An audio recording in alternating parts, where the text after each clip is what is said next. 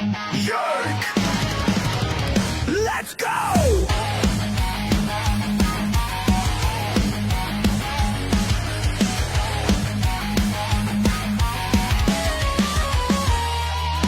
Cam's a shit kicker, 2 bombs in the lead. Soul Dragon Cougar's no time for fatigue. And he's a shit talker, stirring up the show. Never played a shift, but he's ready to... Welcome into the Cam and Strick Podcast, episode number... 347, baby. Yank. Let's go. Let's go. Let's go. I got 500, give me 550, give me 550. No, I'm trying to tell... auction. I'm trying to I'm tell an Cam auctioneer. that I'm an auctioneer. No, you're not. So if you need anybody out there that needs to hire an auctioneer, you let me know. Cam and I will even actually come together and do That it could be together if necessary. But if it came down to me or Cam, then you're going to have to make a decision. I used to watch Chaser do it back in the day. Chaser, and then Losey does them. And then Losey hires me when he overbooks, which he does all the time. So I started being an auctioneer for a while now, and I'm pretty goddamn good. Give it to me. I don't do the hey.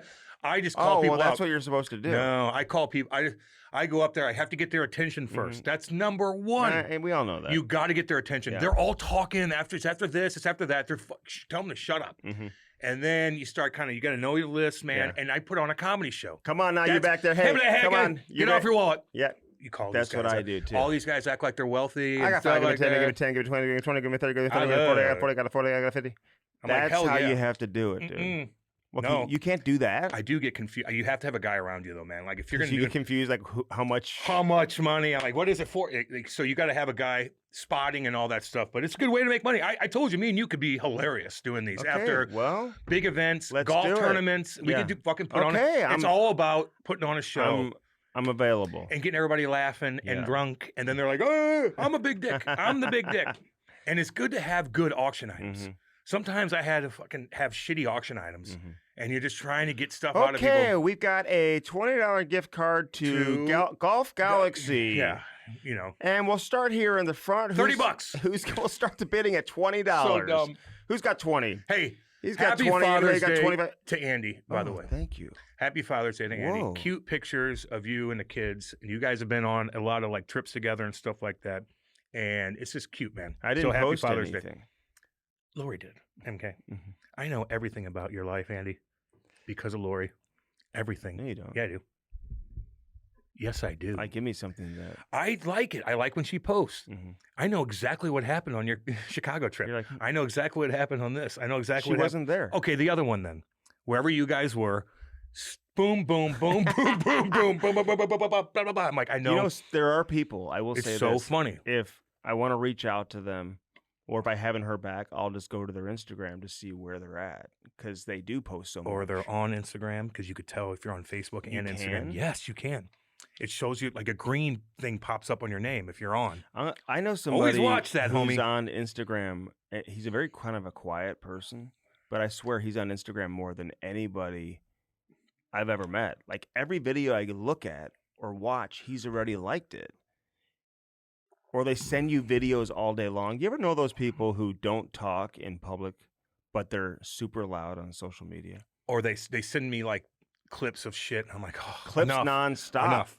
But it's not loud in terms of opinion. I'm just saying they're just loud. Like all of a sudden they become like a different person. Like they're funny, they're Dude, I told creative. You. Yeah, and they're boring they're type A to talk to.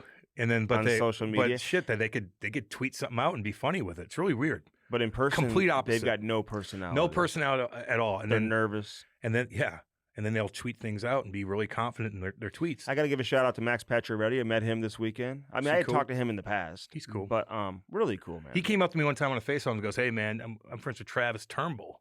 I go, "What's up, baby?" Dude, you know what he said to me? He goes, Paul Stastny's my best buddy. Like, that's what he said. I think he puts all the connection with different, like, St. Louis people and whatever. Hockey guys, He's just cool. He was coaching his kid. His kid was playing for Detroit. He looked pretty good with the Leafs in the playoffs. Yeah, I don't know if he's going back there. He looked good, dude. He was crushing guys. You know, he was crushing guys, fucking which crushing he guys. had never really done throughout the course of his career. I was texting you. I go, dude, Max Pacioretty's rocking dudes. I know, but that's veteran guys who want to find a role and find a way to stick around in the NHL. He's made that's a lot of money. I know, but that's what they do. He's done really well for himself. I hear Jamie Benn's going back to Dallas. Really? Yeah. So wants to still I win. thought you said that they wanted to change the scenery, and you'd think that Jamie Ben's the guy, because he's running the show in the locker room. You know, Jim Nill, he made a comment. I remember that. That as long as he's there, Jamie Benn will always be there. And I kind of wanted to be like, yeah, but no one's going to hold that against you if all of a sudden you let Jamie Benn walk. Just never At some point, you got to turn it over. So I thought after they lost and how they lost and then firing Pete and all of that, that maybe they would like move on from a couple of veteran guys. But I hear he's going back there. Interesting. He might, you know, he's been there a long time. He took over Madonna, like, you know, Madonna was a guy, then Jamie Benn became so popular there. What do you mean took over Madonna? Well, like Madonna was the guy. Brendan Morrow was like... Yeah, okay, but I think Jamie was more... I mean, I remember Brendan Morrow saying something like, when he was playing, he's like, my kids don't care about me, they don't care about... They love Jamie Benn. Mm-hmm. Like, he just came on the scene and he was a rock star. With the look, tough, fighting, scoring goals. Like a 5th-round pick or whatever. Yeah. I like him. You know, like Chaser and those guys fucking love Jamie Benn. Yeah. Talk about him all the time. I know. So, I don't know. A lot of weird things going on, though, Andy. Weird things. God dang. Yeah. You been watching the news at all? No? Nothing? I've been traveling. Did you see the fucking plane crash? Yeah. Did you see the plane crash? You know what, Jeez Louise, what is going on around here? Motherfucking... I'd like to talk to the guy who survived. I don't believe that. He's an Indian national. I don't believe it. Did you see him walk away from the wreckage? I don't believe that. It's registered that he had a ticket on a I'm plane. just saying. His brother died. I just don't believe it. I don't know. He was in India visiting family. Did he lives jump in out? London, and he was going back to London. He's an Indian national. I just don't believe it. That plane blew up like you can't goddamn believe. So you're how saying much you jet can't fuel? believe that he walked away? Yes, can't believe it. Although that's happened before in plane crashes and crazy injured. stuff. No, he wasn't. He was walking away. Yeah, but Dude, he's in the hospital. You see his interview from the hospital? The only way he survived that damn crash is if he jumped out of the fucking emergency exit or somehow he got fucking something hit and his seat left the fucking plane before the engines hit and blew up. So the plane blew up. Do you realize? That's how everyone died? Is it from the impact or is it from the blowing up? What? No, how do they die? Because of jet fuel. What do you mean? They weren't even going that fast. Don't Probably tell 100 me miles like an hour. how they died. Jet fuel. They incinerated. What does that mean? Means like you incinerate. Like also you go and you're dead. That's how much fire and fuel hit these people. It just boom. The fire just comes through the plane. God, yeah, it explodes. Look at the video. Here's what's weird. They think it's pilot error. We don't know yet. They're going to get the black box. We're going to know way more details. But if you watch it, I watched all these guys, these pilots. They saw the takeoff, and the flaps didn't go up. Oh, and really? the fucking landing gear stayed down. So they have all this force, and they didn't have any more energy. They had so much drag, and it wouldn't go up, and it goes bam into a fucking apartment complex. But if you watch it, it was a doctor's or a hostel. doctor's. Yeah, I mean, there's so much shit around. I've stayed at hostels all over the don't care world. This is very important. But if you watch the video of the takeoff and have some of these pilots, experienced pilots, break it down for you, it's very interesting. Either the co-pilot didn't press the wrong button and had the flaps go down instead of the engine gear coming up, because it didn't, or the plane malfunctioned. But it's usually pilot error. If you watch all these plane crashes, it's usually pilot error. Okay, I don't like you. Son of a bitch! I don't like you. I texted Andy right away. I go, did you see it? 5:30 in the goddamn morning. I woke up and I'm like, oh my God. And then what did I say? Oh my God. How many people died? I go, shit, everybody. No, at that time they were saying there were no fatalities counted. How stupid. Yeah, exactly. I mean, God. I don't like the finger. What? I don't like the finger pointing. What? At the pilot. Like, no. You don't we even don't know. It could have been mechanical error where they did hit the button. And why are we having to hit buttons anyway in 2025? It should just automatically just flap up. Okay. I mean, it's probably old. Do you know how old that plane is? Do you know how old most commercial jets are? They're fucking 30 old. years old. They're old. Look, sometimes when you're flying, you'll have a little cigarette thing. No, not anymore. Yeah, I've seen it. I don't see that. You don't smoke, but it's still there because they're old planes. I haven't seen one of those. Open your eyes up. You're on your damn phone. Andy's like this. Open your eyes up. I mean, Cam acts like he's flying on Maddie, a plane am I wrong from like on the that? 1980s. No, they are. Do you think these commercial jets are old? You don't get that? Let me ask you a question. Do you think they're rocks though? Do you think like Spirit Airline planes or Frontier Airline planes? Do you think you're rolling the dice more? Hell yeah. Rolling the dice more. You think that you're at more risk to fly on those flights versus a Delta flight or a Southwest Airlines. Boeing has a bad reputation right now. Look, Southwest Airlines have exploded in midair, and the fucking the engine falls off, and remember the top part of the plane opened up, and the emergency exit fell out, and all these weird things happened with Southwest Airlines. Jesus walking away from that plane. I don't believe it. Don't believe it yet. Conspiracy theorist. I just don't believe it yet. I need not proof. Believe him. I don't know, because it's impossible unless because he said he just woke up and he walked away. Just no way. The amount of fuel on that monster 787. You know how fucking big that damn thing is. He just showed up there and I don't know. Or he was on the ground and the plane blew up and he's like, holy shit, and he walked away. I don't know. And I could be injured. I could be. He walked away. I could be wrong. You see burn marks on him? I didn't. He's got a little cut on his head. I don't know. Significant injury. So this other guy, you haven't dealt with. He was an 11A, Indian I believe. People Because I don't go to your neighborhood that much. Here's the deal. Another passenger in one of the same planes, I think that flew into the Everglades like 20 years ago. Oh my God! That's horrific in so many ways. Into the Everglades, yes, where the alligators are. Goddamn right. And they ate everybody. They started to.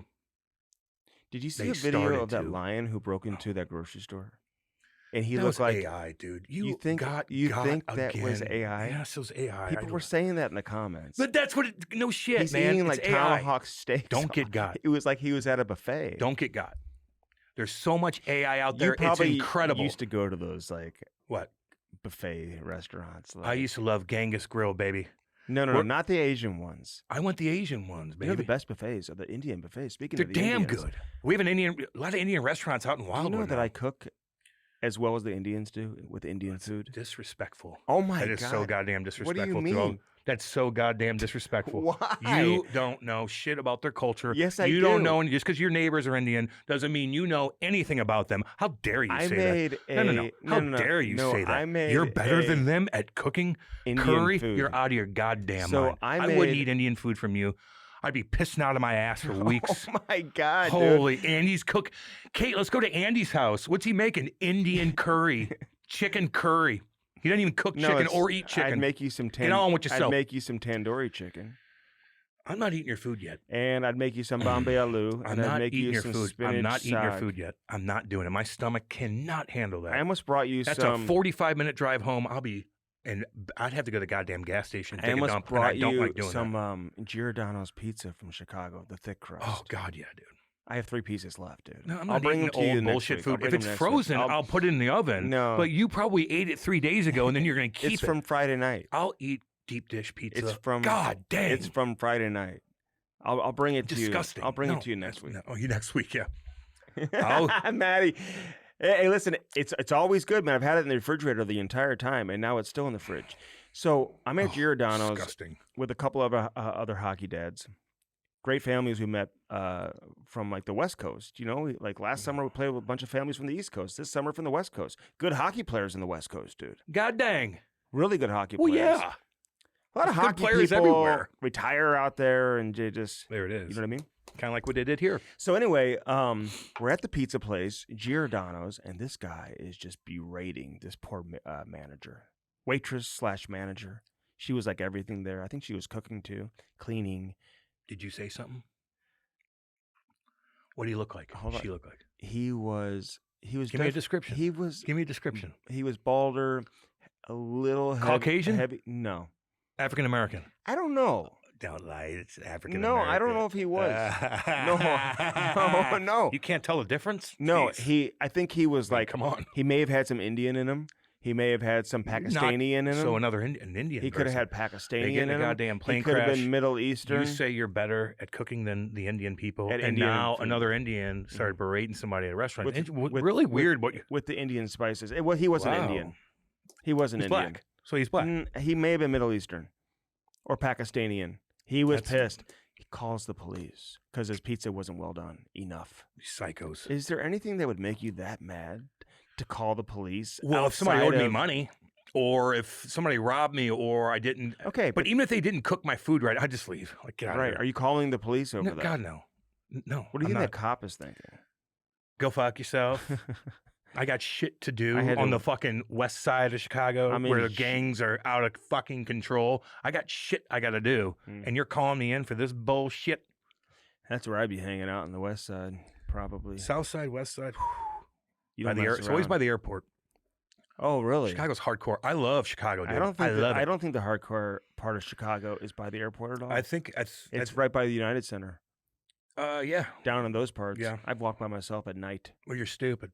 Down in those parts. That's what a stupid person Years would do ago. back in the day in hardcore Chicago. I was I wouldn't covering do that. Blues Blackhawks like 2001 and playoffs.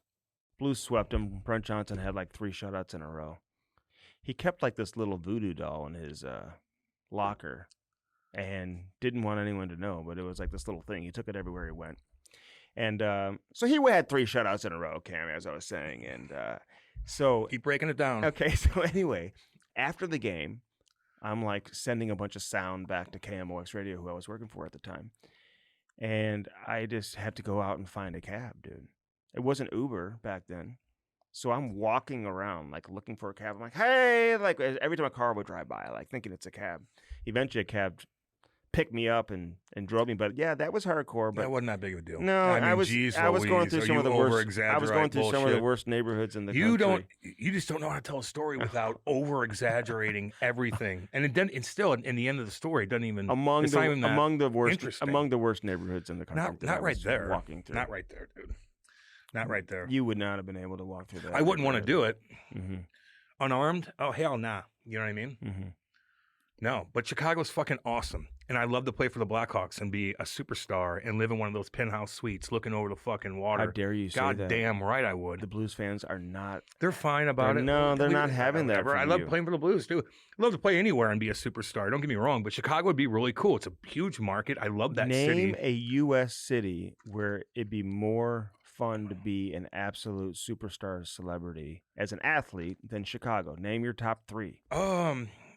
As far as like your popularity and hockey. stuff, because obviously if you're a basketball player, New York would be pretty cool, man. Okay. If you're a big dick in New York, yeah, you're on the Empire State Building, and your pictures everywhere next to that supermodel, and that's pretty cool. And you can still hide in New York, but you're still the big dog. Hell yeah. Okay. Like Aaron Judge. He walks around like, my God. I didn't say I'm talking hockey player. Mark Messier. Okay, we're going back a long ways. Well, he was a fucking pimp. You think Lundqvist had the same? Oh, God, yeah. God, yeah. Same life as a... Yeah. Mm-hmm. Oh, my God. Everywhere. He went to he's hanging out with beautiful people everywhere. Madonna. When you're Madonna's still doing her thing, apparently. You know she's that? Whatever. She's in her 60s. I always think of Norm Macdonald. What did Norm say about her on fucking Weekend Update before he got fired? What do you say? He got fired by Saturday Night Live? Yep. Because he was what? Talking OJ, baby. What do you mean? He was chirping OJ like no other. Then they Why would they fire him for that? Because I think Lorne Michaels liked OJ and they were friends. That's what Norm says. So this was back in back in the day, yeah. When OJ was going through the trial? Like mid-90s? I think later in the 90s. Well, he worked for NBC too. OJ. Yeah. I mean, he had connections and stuff like that, but Norm would be relentless on him. It's hilarious. Look it up. And Norm brings it, and then they fire him, and then they bring him back like a year later to host, and he bashes everybody in the monologue at SNL. No way. Hilarious. He's the fucking best of the best. You think he's the funniest ever? One of them, in a unique way. Mm-hmm. He could do anything. And he was hardcore. What do you mean? He could tell a story, and then it ends in something like you're in the 1930s joke, but it's hilarious. Mm-hmm. And then he's what he says do you about think he would what he says about oh God, deeply closeted gay man. And they're like, so you're gay? He's like, no, I'm deeply closeted. Like, well, that means that you're. No, he's like, that means I'm not going to admit that I'm gay. There you go. I'm not gay. He was willing to go places back then that others just weren't willing to go. That's God what made dang him, that's right, what and that's why I love you. How did he die? Cancer. Didn't tell anybody. Didn't tell anybody. And he just died one day? Didn't tell. Yep. Didn't tell anybody. Didn't say. Didn't rate. Like his best friends didn't know. Probably best friends knew. I would say. Mm-hmm. But you talk to all these comedians that he was close with. They had no idea. He was one of the best, dude. Hardcore, hilarious, very, very intelligent. Oh my God! Unlike Bill Burr right now, who's become a pussy. Really? Jesus God. Is he? I thought he was pretty hardcore. No, he's just goofy now, man. You gotta just watch a couple. Okay, well, I'll pay attention to that. You don't pay attention to anything. No, I'll watch that. Andy had a good tweet. Andy was on cloud 9. No, he wasn't. Andy was on cloud 9 in Chicago. He tweeted out, Mitchie Marnie ain't going back to motherfucking Toronto. And that goddamn thing blew up because Andy knows people and he talks to people and it was legit. And that's why you're the first one to fucking throw that out there. And it blew up. It blew up. And I know that made you feel good. Do you know that made you feel good? Did it? Of course. Like euphoric because that high? means that's still your job. Your endorphins? There it is. You looked at that tweet probably a million times, seeing it climb up, Not and really. your endorphins is Not like doing really. a line of coke. You felt like Do you doing a think- gangster line of Do coke. you think I just did a gangster line of coke by That's tweeting that? Your endorphins were moving so much to where it's probably the I equivalent think of you'd doing be a fatty surprised, line though. of coke. I didn't. Yeah, you did. No, I didn't. It's all good. I didn't But stare at the tweet, dude. That's not a random tweet. You worked for that. Mm-hmm. You talked to the right people. You know the right people, and they gave you the right answer on what's going on. And you tweeted before anybody. You were on cloud 9. But I will say, and it blew up, and I thought it would get some attention. I didn't think it would blow up that much because, listen, I don't scroll through Twitter every day. I don't study. Cam. Maddie. I don't study everybody's timelines. I don't know what has been reported and what hasn't been. Well, so I did ask a few people, is this already out there? And they had said no. Not officially. Some people are saying, hey, well, everyone kind of already knew that. Apparently not. I mean, the way that it blew up, I think a lot of people were assuming that maybe a contract extension wouldn't get done between Marner and Toronto by July 1. He field offers and then come back to Toronto and see. Yeah. But to me, let me just say this about Mitch Marner. I don't think his decision is based solely on money. I really don't. And I think it's a lifestyle, man. It's a way of life. I hear he's got police presence, Cam, outside of his house on a daily basis because of the threats and some of the other stuff that he's been dealing with. Like, who wants to live like that? Stuart and Skinner's I'm not going through the same thing. saying that every athlete who plays in Toronto is going to have to deal with that. But when you're a superstar player, as popular as he is, and you've been as popular as he's been for as long as he's been popular, and like, I feel this about Mitch Marner, man. I watch him play, and I know he takes a lot of heat in Toronto, and he's made some costly turnovers, and he's maybe shied away a little bit in the playoffs, corners and stuff like that. But I feel like you put him on Vegas, you put him on a different team, because it's not just Marner in Toronto. It's a collection of the entire team. It's all the other superstars they have as well. You can have a Marner, but you can't have him surrounded by 3 other star players who are also soft. You know what I'm saying? Yeah. You can have one of them who Somebody's got to go in the corner. who doesn't go in the corner, Yeah. who's not winning battles and all that, but still making great plays and contributing offensively and stuff like that. Even though maybe you would have liked to see that a little bit more from him in the playoffs. Well, yeah. But it's one thing to blame Marner or to blame Matthews, but it's not about them individually. I'm convinced when you watch them play in the playoffs, I just think it's the way the entire team has been built. So then you collectively put all these guys together, and they're all kind of soft, then the finished product is what it is.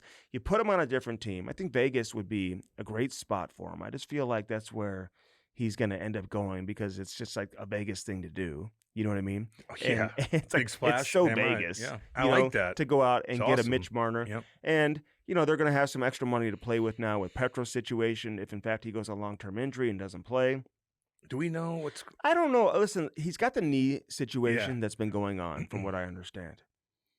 But I don't know if I said this last week or not. Like, were we cryptic about it? Were you? Well, I got the text. Remember during the recording when we were recording, someone texted me.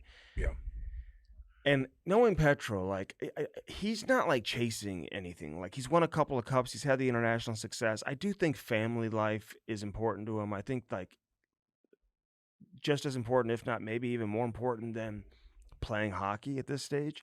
So as much as injury as I think is a part of it, and injury weighed into his decision to not play in the Four Nations, I also don't think he cared to go like leave his family for a few weeks and go do his kids what were obligated. Sick or something. Yeah, he's had issues like with that in the past. I just don't feel like he wanted to fulfill the obligations required to go play in that tournament in the middle of the season. He's like, no, I'm just not going to go. So injury was probably a part of that, just like injury is probably a part of his decision to not play next year. If it's not all of the decision, I don't know. But at the same time, if you know Petro, he's just not chasing some type of long legacy, maybe the way a lot of other He's done a lot, players, man. He's been involved in a lot of different things. I do think that like what I'm saying, like Corey Perry still like yeah, he's got something to prove. That's still, not him. Yeah, it's not Petro. And maybe Corey Perry doesn't have the family issue with the kids. Like who knows what's going on with that? He's still keep playing.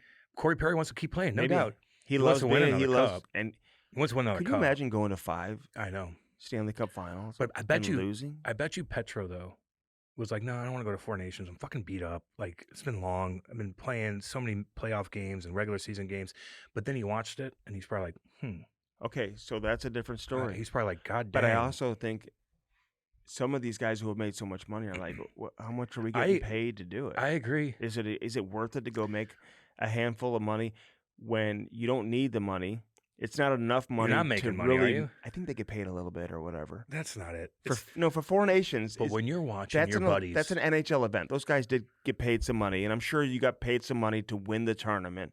I hope so, but... So listen, what you're saying, I agree with. For a normal person who would be watching that and maybe have that FOMO kind of creep in and be like, damn, I should have gone. With all your buddies there, all your Canadian buddies, and they're fighting and they're getting 10 million people. All his buddies? Does he care? I don't know. Well, he probably has a couple of them. I mean, you've been in the game a long time. That's what I mean. Like, I think he'd rather go hang out with his wife and kids than go hang out with his hockey buddies. We weren't even that pumped up for the damn 4 Nations. No. Me and you were chirping it like, what's going to happen? I think I don't want to speak for him, but he may have felt the same way that a lot of other people on the outside were thinking, like, what is this made-up tournament? But until you watched it, and it got so many fucking views. So that... And you're like, I could be... So we didn't see that coming. And then you win. And the reason why it became so exciting and so popular was because USA was, like, fighting everybody at the beginning of the game. You know, if they weren't fighting, Cam, would we still be saying the same thing? I think people would still love it and... love the hockey part of it, but it was the intensity that came with the political dynamic was a huge factor too. Whether they fought or not, like we wanted US to win, they wanted Canada. Like there was a lot more to it. So, and it's been a while since we've seen the two countries go. If you're a player though, and you worked so hard, man, and you're so competitive, and you won, yeah, I get it, man. You want to. Sometimes you're like, I need my family. Yeah, there's things going down, but then you sit back. And you're chilling, and the kids are screaming over here, and this is going on over there, and me, and you're like watching the 4 Nations, like, oh my God. I know. But do you think, listen, I've talked to veteran players in the past who retired at like 37, 38, like kind of your typical age for a star player to retire. You know? And one prominent player said to me a long time ago, he goes, I just aged out. Like I looked around the plane and I'm hanging out with a bunch of like 23, 24-year-olds. We have nothing in common. Nothing. And it's just not, some guys, Corey Perry's just a little bit different. We've seen other players do that. Chris Chelios stuck around forever. Yeah. Brett Favre did it in football. Like Favre. They just don't know how to get away from it. But you know what I'm saying? But then you're so old to where your coaches are your age, and they're kind of like talking down to you because you're like, Mike I'm Weber, 41, who ran the D for the Blues this past season, was younger than Ryan Suter. Awesome guy, by the way. Who, Ryan Suter? Weber. Weber's the best. The fucking awesome guy. And so was Ryan Suter. They're all awesome. Yeah. I changed my opinion. But you're right though, like with that because I didn't really know him. But like you're hanging out with younger kids. You're not really. I mean, you're around. Like even on the road, like Suit's doing his own thing. Like he's not. No, exactly. All the young kids hang. They do stuff. He's got family places. They probably follow him around, do his stuff. He's probably on the computer working business. But who knows? You're missing your kids. That's the thing. Your kids grow playing hockey, up and man. Playing hockey and all that stuff. I don't. Let's look at your phone. You could look at Twitter, I think, and know how much you spend on Twitter. Really? Can't you, Maddie? Can I break down how much time Andy spends on Twitter? I probably spend more time. I bet you he spends more time on Twitter than fucking 99.9999999% of people. I probably spend 9999. I probably spend more time on Instagram. You stared at that tweet that you posted. No, I didn't. For 5 hours straight. No, I didn't. It's like doing a bunch of fucking blow. God dang. Good for you, though. You deserve that. Seriously. Because you worked hard to get that information. It's not a random something funny at your house that you're like, ugh. You worked for that, baby. It's all good. What are you doing right now? I had to get back to one of our sponsors. Okay. My boy David Novak. From Blue Note Roofing. Hell yeah. Novak, baby. 314-920-5713. Give him a call today. God dang. I tell you what, the Edmonton Oilers look like dogs. So can I just say this? What? Mitchie Marnie Yeah. I know some people are like tweeting out, the Carolina Hurricanes are prepared to offer him more than $14 million. Yeah, I saw that. Think he's leaving Toronto because they're not paying him enough, is my point. I don't think it's about, I need to go make the most money. Now, he may end up being the highest paid player in the game. I don't know. He shouldn't get paid more than Draisaitl, who's at $14 million, whose contract kicks in next year. Who's a better hockey player. Yeah, he shouldn't make more who's than... a better hockey player. And he shouldn't expect to make more. Just because you're a free agent this year at this time and you're the top free agent available doesn't mean you should become the highest paid player in the game. He shouldn't make more than Leon Draisaitl. I don't think they're trying to look for like an unrealistic situation. He's just been highly paid for several years in a row in Toronto where they haven't won, and he's been criticized. I think he does care about winning, and he wants to go to a team and to a situation that's going to put him in the best spot to win. Because no matter where he signs, Cam, you know he's going to make a shit ton of money. Yeah. It's not like somebody's going to get him for like $9 million a year or $10 million. He's going to make a lot of money. I just don't think it's about, oh, well, this team's willing to go north of 14. Yeah. He's not. Chicago could pay him north of 14, but I don't think he goes there where he doesn't have a chance to win right now. I think he wants to go somewhere where he has a chance to win, and he's going to get paid. But he doesn't have to be the highest paid player in the game, is the way I look at it. What team has a chance to win that's going to spend 14? I don't think they have to spend 14. Okay, 13. Whatever they spend. Vegas is one. I think Vegas. Well, LA. LA's a pretty good team, man. I mean, some people are talking Philadelphia. I mean, Carolina's going to make an offer. Ooh. I mean, Rob Brindamore basically told us he's going to make it. Yeah, he did. After him. Exactly right. Like, yeah, if he becomes available. Fucking right. We've got players that we can surround Mitch Marner where. Yeah. And, you know, guess what? He's not going to be under the microscope for every damn shift. No, he's not at all. In fact, he's going to walk around and be like, wow, this is quite nice. There's an issue. Like, I don't want to put a blanket statement on Maple Leaf fans because they're not all like that. The Maple Leaf fans across the board are not threatening Mitch Marner if he leaves or if he turns the puck over or, you know, requiring him to have a police presence outside of his house. That's weird. That's a weird one. Okay. You know. But he's not having police presence outside of his house unless it's necessary to have police presence outside of his house. You know what I'm saying? So I think the overwhelming majority of Maple Leaf fans are really good people and good fans, and they're not crazy like that. But if you're a superstar fan or a superstar player, are you just not even considering signing in Toronto, especially if you're not from there? Okay, so police presence, like, what does that mean? Security. Okay, I know, but what is it? How'd that come about? Was there somebody on Twitter that said, "I'm going to kill you and your family"? I don't know. What is it? I'd like to know. What do you mean? Who's threatening you? How'd they threaten you? Was it on social media? Was it somewhere at the gas station? Was it where was it? I don't know. I'm curious. Is it some fucking 9-year-old kid in his basement with Cheetos in his damn belly button saying, "Fuck you! I hope your house burns down"? Now you got to get police presence. I think that's ridiculous. But you're making ridiculous assumptions. Why? Because I'm asking. We don't know. Well, I mean, police presence, like something. What happened? You have a police presence in your fucking neighborhood, in your driveway. You're feeling what happened? You're feeling the temperature from several hundred miles away. I went through that with them, dude. What are you talking about? No, in Toronto. Yeah, I went through that too. They're telling me I want to kill my family and my puppies. You? Yeah, Andy. When? Remember I was number one villain in Toronto? Okay. Get out of here. In Toronto? Yes. When I knocked out Thomas Caberlet. What are you talking about? Okay, but they wanted to kill me. I had to get a separate room.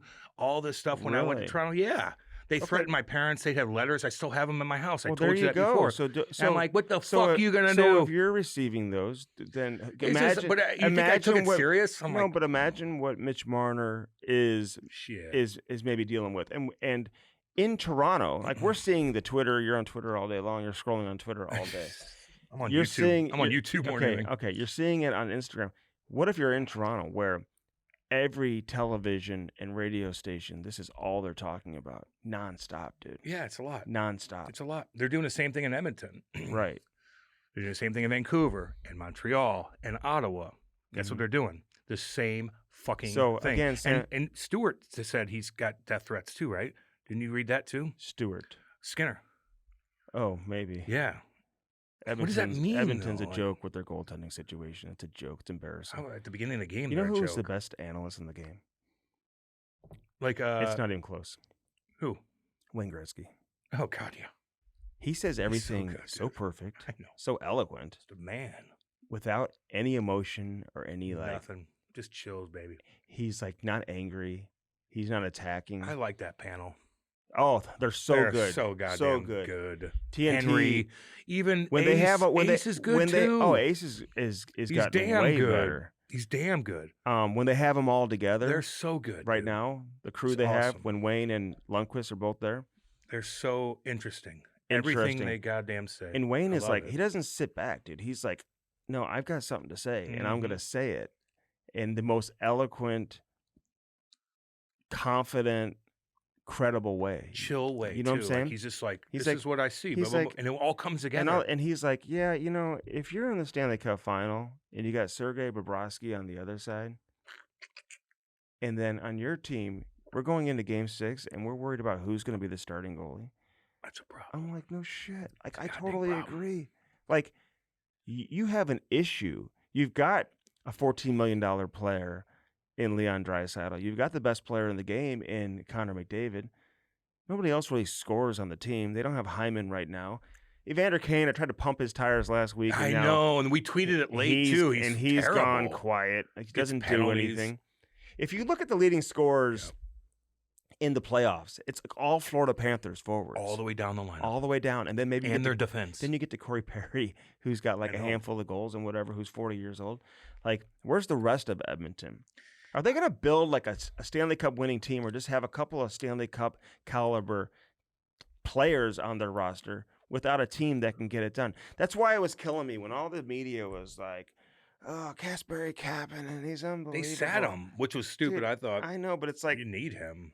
Settle down with Kasperi Kapanen. He had a couple good games. He's done this everywhere he's gone. Like, he'll come back down to earth, which is exactly what he did. And I like Kapanen. But to think that he can sustain that level of play or any type of production and be a top 6 forward on a team in a Stanley Cup final is like unfair to him even. Like, yeah, but don't be yeah, you're in those situations, but you're a hitter now, dude. You're you bring energy and you hit and you disrupt in the forecheck. But that's what you need. When to you put them in that situation, all of a he sudden wants to be a goal scorer. He doesn't know what to do. Yeah. And what am I supposed? He's like, yeah, I got to make plays. I got to get the puck. I got to get the puck to Leon. I got to make plays. What do I do? But I want to go out of my way to like make a hit and to like stay in the lineup.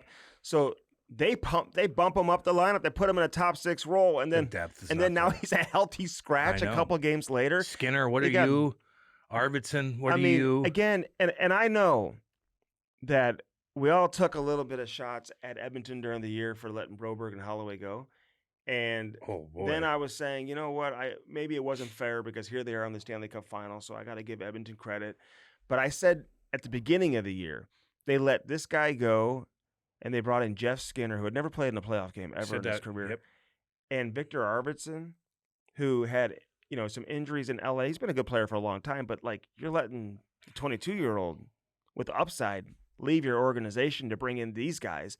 And then I felt like, okay, maybe it was the right decision because now here they are. Maybe the veteran players are going to shine as you get into the Stanley Cup final. Arvidsson can't even play. Now, he's playing like 10 minutes a game. He's in and out of the lineup. Skinner in and out of the lineup.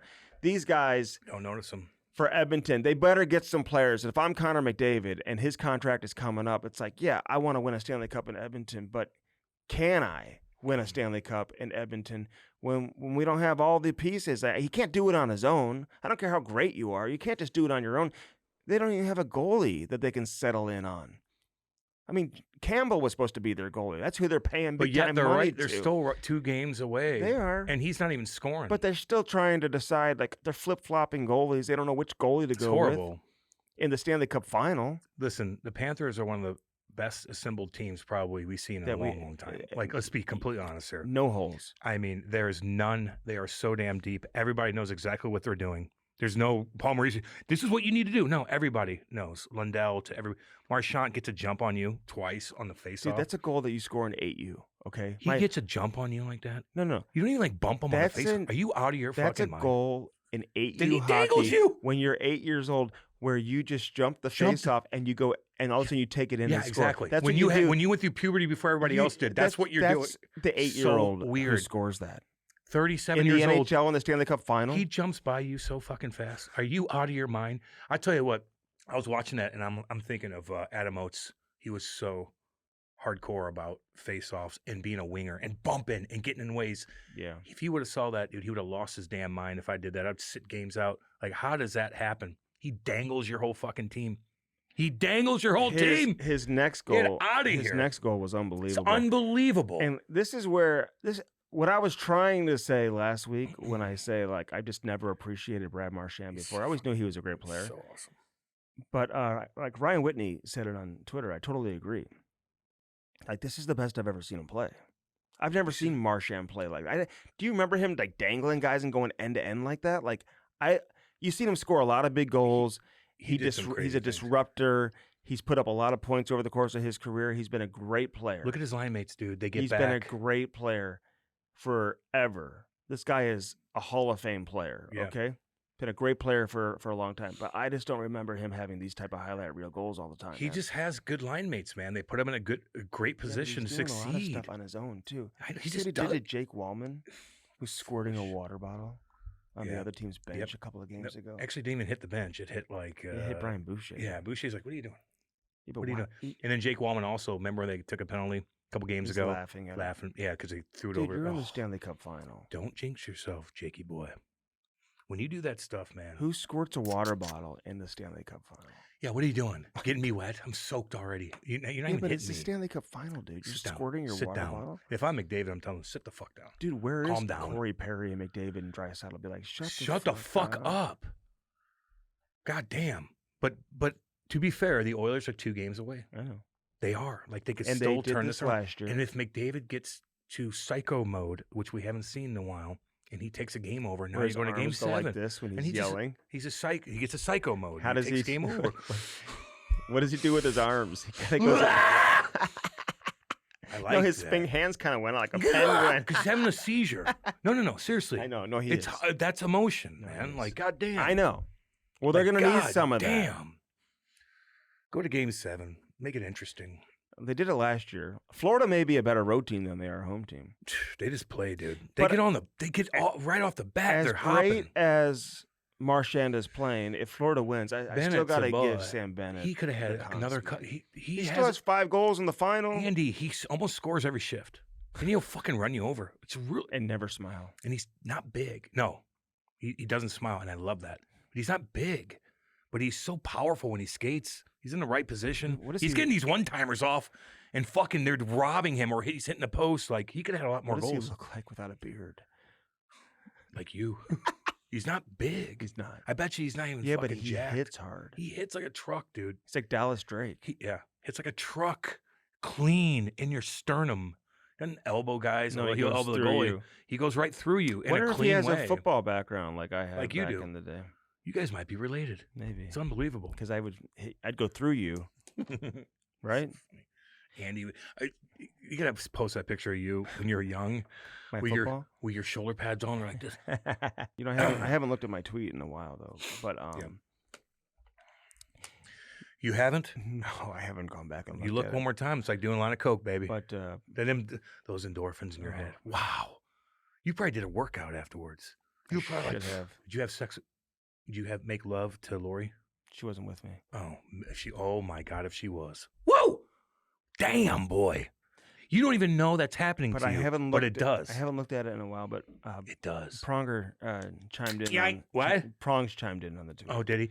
It seemed like when Prongs chimed in on that he was chirping you, to be honest. But he said he wasn't, because I texted him. Did you text him? Yeah. Because he's like, thanks for the update, Andrew. You act like, thanks for confirming, Andrew. Thanks, meaning that it's already confirmed. He said, people love it when I call you Andrew. I said, I know.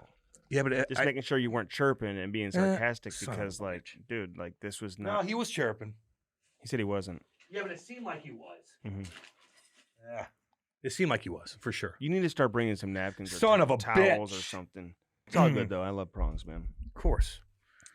And he can chirp me. He's been chirping me for over 20 years. Yep. It's a different type of chirp. He was chirping me on the ice too. That motherfucker. It's in love. No, he was chirping me hardcore on the ice. He'd be like, "What are you doing out here?" Yeah. I'm like, "Oh, what are you doing out here?" That's a great question to ask. I'm like, you're out here too. Are you defending my line? Hey, Lindenwood University's having a press conference today. Big shout out to Keith Fisher. Welcome to St. Louis. Welcome, baby. I think it's a good hire to bring in a guy, like I said before, from a big-time program. What about another D1, Maryville? Yeah, they want to What's go that all D1 about? I saw that tweet. too. You know, the Twitter. I get everything. I mean, it's just Andy's tweeting. This thing's going down, and you're tweeting about it. You know, and then it makes you horny, probably too. Oh my god, isn't that weird? Why would you say that? Because you're endorphins. It's If you're, like, it's like doing like you're horny when you fucking. It's like eating protein. It's yes, it makes you horny. Like when you're happy, it make you more sexual. Oh yeah, big time. Yeah, okay, for sure. Yeah, that makes sense. Yeah, I know. So, I'm just saying, take advantage of that. Yeah. Lori's gonna be like, "What's going on here?" I'm like, "My fucking tweet, baby. 3 million motherfucking views. You're getting it, girl. So what? Wow. I know. So we lost in the championship game though in Chicago. It's fine. No, it's fine. It's okay. You need to lose sometimes because I feel like he's been winning a lot of. I told Ty that, and I need to lose sometimes. Didn't like the way he acted on the ice when they lost. Oh, what do you do? Like slammed his stick down and stuff like that. Okay, don't you break a fucking stick. I'm like, don't you break that stick. I said, you go through the line and you shake hands. You tell everyone. Oh, yeah. He didn't do that? No, he did. They went through the line. But I go, you tell everyone, good game. Yeah. Good game. Look them in the eye, shake their hand. Don't be unless Paul Maurice is out there. I go, you got to win with class. You got to lose with class. Yeah. Okay. And losing's a part of the game, man. You're not going to win all the time. No. You need to learn how to lose too, baby. Because again, you guys post so much stuff, and he's got trophies here, and he's winning this tournament. Sometimes you gotta get smacked in the face a little bit. Sometimes you got to lose. You know, or you have to go against a kid that shuts you down. He's not dangling Marchand style, where he gets hit a couple times. Like, whoa, what is this? Marchand. You know. What'd you think of Connor Hellebuck winning the Hart Trophy as the league MVP? I don't know. He's the Hart Trophy winner. Yeah. Best player in the game.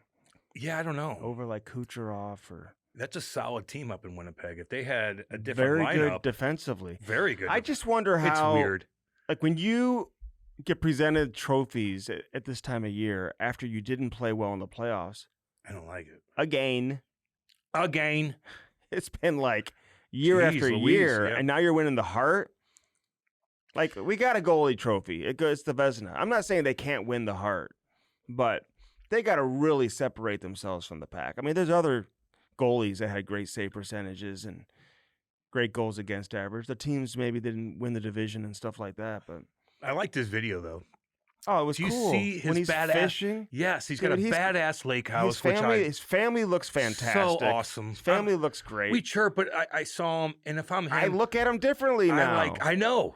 I need to see like videos like that of around your family or emotion, something that's.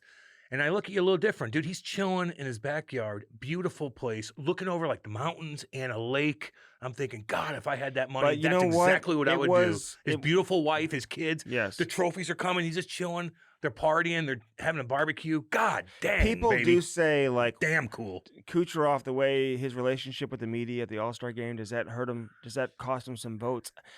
I don't think it's that as much as he's just not in Canada. I think a lot of the Canadian voters. Or he's Russian. Do you know the Russians? Or he's Russian. The Russian prospects had to pay their own way to get to the NHL Combine. Did they really? Yeah. Like, okay, is that abnormal? Okay, so I was told this by somebody. I think my agent paid in hockey. No, the team. Well, if you're invited to the Combine by the league, the league pays for it. Oh, okay. Sweden, Finland, USA, Canada, Czech, but not Russia. That. They don't pay. Those guys had to pay their own way. They're with Putin. We're just getting They're little bombing Ukraine. How we're like, treating these kid hockey players that have nothing to do with the political landscape. They're from small towns in the middle of fucking They can't hellhole, afford to probably. Get to the damn. A lot of them are from Moscow and St. Petersburg, one of the most beautiful cities in the world. Mm-hmm. They're from little hardcore factory industrial towns. Like fucking Chernobyl. Or like something like that, where it's just industrial shit everywhere, like a fucking freezing cold, hardcore life.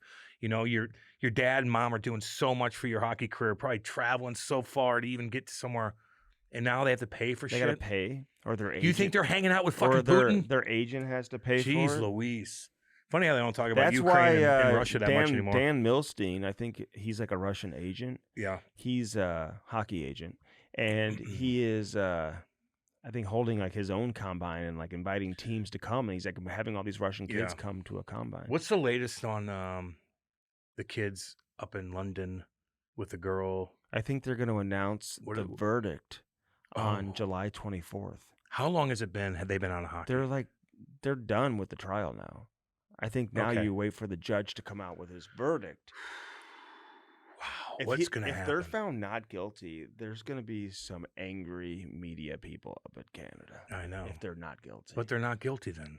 She wanted to get banged out by a bunch of guys. Okay. It is what it is. But I'm just saying, if they're found not guilty, because there's certain media people. Well, do they get reimbursed for who stuff? Have already made them guilty. Oh, yeah. They've been guilty since day one. They're guilty by association. Right. He's like, I don't agree with this verdict. I don't believe the verdict. It just shows you, though, do not do that. Don't go in that room. Do not fucking go watch your buddy bang a girl. Don't even fucking be around any of that stuff. No. If you want to wheel girl yourself, be careful with it. But don't you let your buddies come in. Can't do that bullshit. It's weird anyway. I know when you're young, you do crazy stuff. Trust me. I get it. Don't fucking do that Kevin Durant, he's never been married. And he plays basketball. I don't know. Yeah, I know. Okay. He's banging porn stars, dude. Okay. But he makes like $50 a year. No, he has to. Gives like an agreement, like. He'll with have these women. Like, Yep. Like he's not here for them to come take his money. You got to be like, you got to have your own money. You got to do. Do they sign off like a waiver before you bang? You can't bother him. I'd do that during the season. Like he won't text you back and stuff. That's why he's smashing some of them porn stars, baby. Them porn stars. Is that the direction to go in? If you're that wealthy, these girls are fucking because they have crazy meetups in every city he goes to. You know, I would wear a condom with it, which, but yeah, like porn stars, like that's what you do. Porn stars. But they're dirty, you know. You better watch what you got going down there, and you better use a condom. Which only I thought sailors use condoms going part to part. Oh, do they? There's a lot of times I didn't, and I was rolling the dice so god dang bad. But it feels completely different. Condoms suck. I mean, who's like I like wearing? Hell no. It's a big difference. And when you're fucking horny, it's like hard. Give me that thing. Like, Anyway, but do it. Can't get pregnant, man. Can't get a girl pregnant. Sasha Barkov wins another selfie. He's a good player. Do you know some media people I'm hearing saying that he's just winning? It's like based on reputation, a lot of it. It's like they always say that with the Selke, with Bergeron and all that. Well, maybe, but who do you want to win it? I mean, are you seeing what he's doing against McDavid in the Stanley Cup final? There it is. Do you know McDavid has one goal in the Stanley Cup final, and Barkov wasn't even on the ice? It was Lundell. Yeah. He's Lundell like, is Barkov, but yes, they're all Barkov. And they are. Listerine, they're all so good. It's unbelievable. But when you have a guy like Barkov, he's supposed to be the funniest guy on that team. You watch some of the guys that interview, like, who's the funniest guy? Like Barky. Yeah. Everybody said You think that was staged? No. You don't think? You think they all said Barky? Yeah. Why would you fake that? There's certain things that you will fake, but Barky's the funniest guy because he's funny because he's kind of like a stoic. Because he's the big dick on the team, and he probably chirps so much, little chirps, which is like he doesn't speak great English. So whenever you don't speak great English, you're the big guy, and you're chirping like Yags used to do. It makes it even funnier. Okay.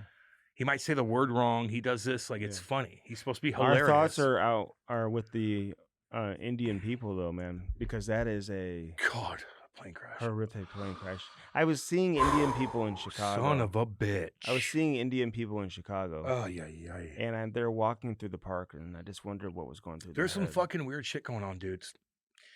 And do I know every internal thing about Israel and goddamn Iran, but it's scary. Can we talk about And the Iron Dome ain't really doming it too much. Can we talk about the Minnesota political shooter? Oh, my God. That was horrific. They found him. No, I know. Did you see the video with his friend, the pizza man? His roommate? How weird is that? Interesting. You have 5 kids? He was so upset. You have 5 kids? Oh, yeah. He has 5 kids? Yeah. The dude has 5 kids. He does? Yes. Is he married? Yeah. And he has a roommate. What do you mean? The roommate lives with him and his wife? Don't know. That's the roommate? Did you see how distraught the friend was? Like, I think that's fake crying, as a son of a bitch. You think his crying was fake? Fuck yeah. Why? Who is this guy? He's your roommate? You have 5 kids. Psychotic. Who's got 5 kids? The motherfucking murderer. Yes. Don't ever answer your goddamn door at 3 o'clock in the morning. What if with a goddamn mask on that looks like the Six Flags guy back in the 90s in that commercial, the old man that does all the stuff with that nasty looking mask on? You're gonna answer that door at 3 in the morning? He was impersonating a police officer. He had the ugliest mask. He looked like it was Halloween. Oh, really? Yes. And who answered it? The wife and the husband? I guess so. No, because the wife and the husband. Are you crazy? Were they shot down in like a park or something? No, I think he kicked the door down. And then he went to the next house. Yeah, and they tried and then the police come there. How the hell did he get away? Don't know. Like, how's he getting away? Like, he didn't look like a very athletic, like, guy to be able to, like, sneak away. Especially with sonar. Like, you could see. Well, with so many police. Yeah, and then you could have a helicopter that could literally see your breathing. Like, a helicopter come by with whatever it is, sonar or whatever it were, just like they did with the Boston bombers, where they could see all red, even if you're hiding under a boat. Like, they see your body temperature, and they'll find you in 2 that's where they seconds. found those kids in the Boston Marathon. Yeah, did you watch that? Actually, I watched. If you guys are listen, there's a couple things to watch. Ocean Gate, I watched that. This Stockton Rush fucking weirdo. Mm-hmm. Oh my God. Watch that. It's only an hour and a half long. The wife? It's really good. Really good. She was watching. I think she was working on the team in like the headquarters. She goes, "What happened?" Yeah, she didn't even get me emotional. All that when they made that out of carbon fiber, it was cracking so much. And he didn't tell anybody about it. Like, the carbon fiber is made of all these little things, like, and it's cheaper that way. So he was going to, like, rent out these things and make a bunch of them and make a ton of money. But it started cracking and cracking. He didn't tell anybody, didn't fix it. So what happened? A joke. I saw the clip. Then Weird. How did the wife react once she found out it was? Did she get emotional? Well, yeah, I don't think they showed her right when they knew that. They didn't? But they heard, when she heard the first noise, she's like this, that was odd, or something like that. God. I wanted to watch He's a weirdo. Stockton Rush. Here's another one. Here's another one. Bin Laden, the new one, the raid of Bin Laden, how they caught him. It's phenomenal. It's phenomenal how they put this together. And you're like, I've seen all that. So have I. I've seen every single fucking documentary. This one on Netflix is fantastic. Check it out. Do you know Max Pacioretty? Very good friend of mine. We met at the rink this past weekend. Had a great Was he a big fan of yours? I used to watch you play. I love you on Twitter. I'm a big fan of you on Twitter. Do you know that your endorphins were high all weekend? You were peacocking it around in front of everybody. I'm a big fan of you. Do you know that what was I going to say? What were you saying before that? What? I was talking about Stockton motherfucking Rush, baby. Oh, and Bin Laden. Hardcore. Awesome. The timeline that it took forever to find this guy. He was hiding all over the place. He tells me what? That Bobby Gassoff came and spoke to the Maple Leafs, and it was one of the most unbelievable. Bobby Gassoff Jr. Jr. Yes. Bobby Gassoff died a long time ago. I know. Bobby Gassoff Jr. We all know that story. Gasser Jr. Jr. Who played at Michigan. Did he really? He's super tight with Mike Van Ryn. You know, Gassoff. Yes, right. They lived together when. Yep. When Van Ryn was a coach here, he lived with Gasser. When his family, love you, Bobby Gassoff, when Jr. Van Ryn's family moved back to Florida during school and stuff. He's got kids and whatever. Great family. Rhino, I love Rhino too, man. So do I. I like their whole coaching stuff. Oh yeah, I know. Hell yeah. And including our boy Derek Lalonde, who's now there. I know. I love Derek. He texted us after the interview. He's like, "That was great." He goes, "You guys are awesome. You guys are awesome." That's a good. I like that. My endorsement. Because I don't. Oh my God. Laurie's just been. She's just been getting. Beat that up. That's healthy. That's good. It is. Just don't have another child. No. God. Can you? Did you get your little wee snipped? Oh, dude, I am like, and I hate saying you can't have another kid. I wasn't eligible because the doctor asked me if I work out a lot, and he said no. He said he'd been lifting a lot of weights. I swear to God. When I went to go get such a lot, Cam, true story. I go to get my vasectomy. The guy does the check, and he's like, "You been working out a lot?" He's making fun of you. That's bullshit. I swear to God. I go, "What do you mean?" I go, "Will you say this on video?" And he said, "I wouldn't." He's like, "No, I won't." Yeah. But he draws a picture of like a penis and everything on this paper, explaining how. Just snip the motherfucker. No, it's like it would be like I'd be risking my life if I would have it done. Why? Because something was blocked. And so he goes, is your wiener too big? He goes, did you suffer any trauma? No. With an impact to your testicles? Did somebody kick you in the testicles? Somebody punch you in the testicles? Did Ty punch you in the wee? He might have. That son of a bitch. He did that to me at Normal Brand and put me downtown fucking Chinatown. I know. So he would. You got to get control of that. So he would not. I wasn't eligible to have the vasectomy. You might have another child coming. And jeez Louise. I hate, especially after you might know one more tweet, you're gonna have twins. Oh my God, I hate saying this because I know a lot of people have trouble getting pregnant. Hi. And I know it's an emotional time for a lot of people, and they got to spend a lot of money. It is what it is. But yeah, $50,000 probably. You know, I could have had 10 kids if I wanted to.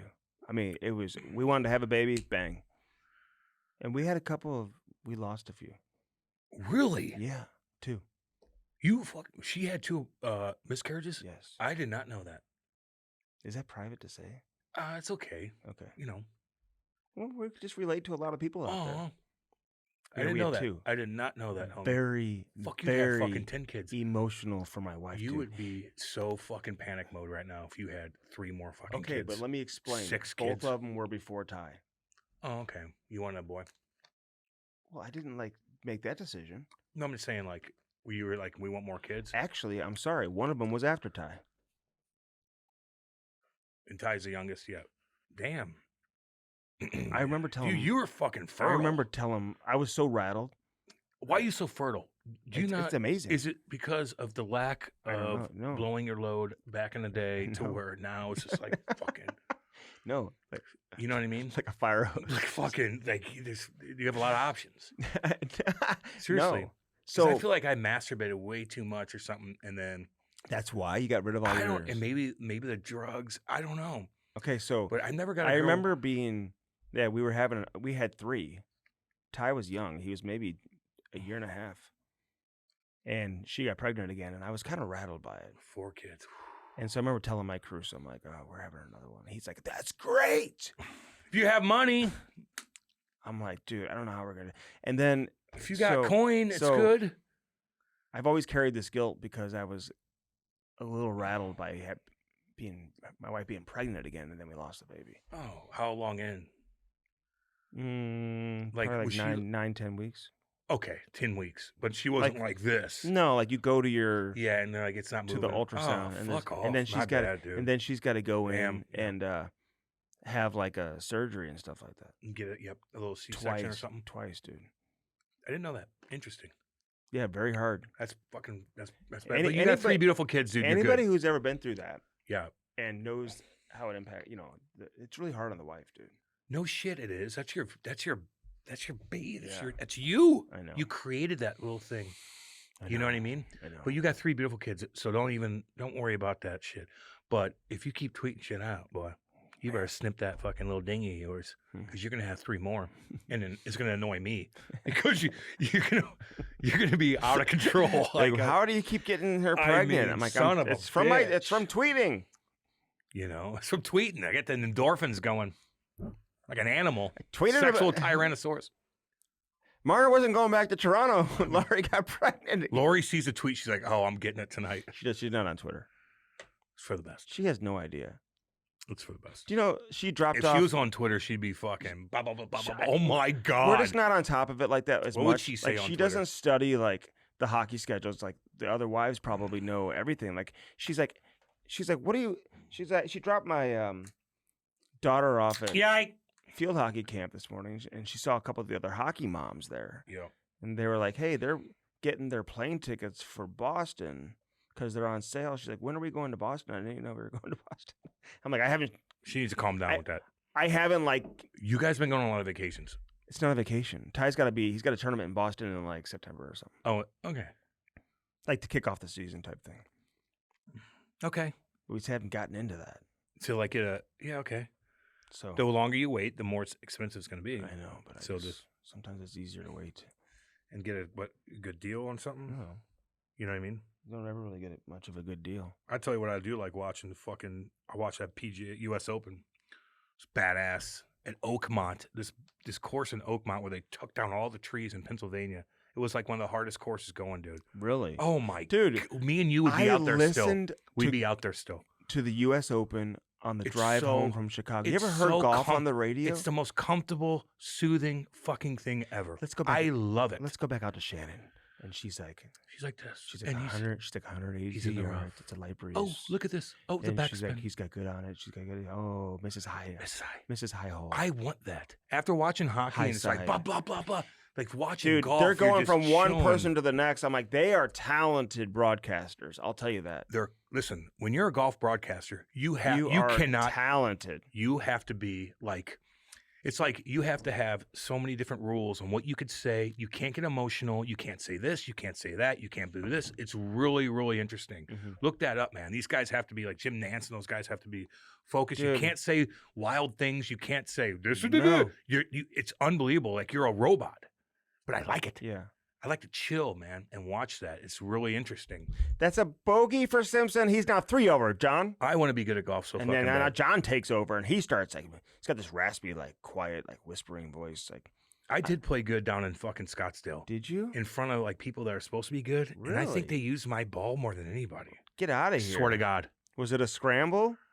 I wasn't even drinking that much. Was it a scramble? Yeah, and we eventually won. But, like, I was pretty fucking good, and I'm like, and I got horny. From playing golf? Yes. Your endorphins. My endorphins, because I fucking did a couple of, blah, down the pipe. I'm like, son of a bitch. I should have played golf. I'm like, where's Kate? Where's Kate? Tweeted. She got it. Yeah, you should have. See, when you're high, stay high. Like, you're hitting the ball 250 yards. How'd you do that? Stay high, baby. Or that would have crashed you down so goddamn fast. You would have lost your boner. Because you're not good at golf, Andy. But you know what? You're not good at golf at all. You're actually horrific at golf. But I'm better than you. No, you're not. Yeah, you want to bet? Oh, 100%. I would play. I've never. You want to fucking do it? I've never counted. You want to tell the people, and we can do Instagram Live. Fine. You want to do that? You got to count every shot. I know. It's going to take us forever. For 18 holes? Yeah. I would play We'll do 9.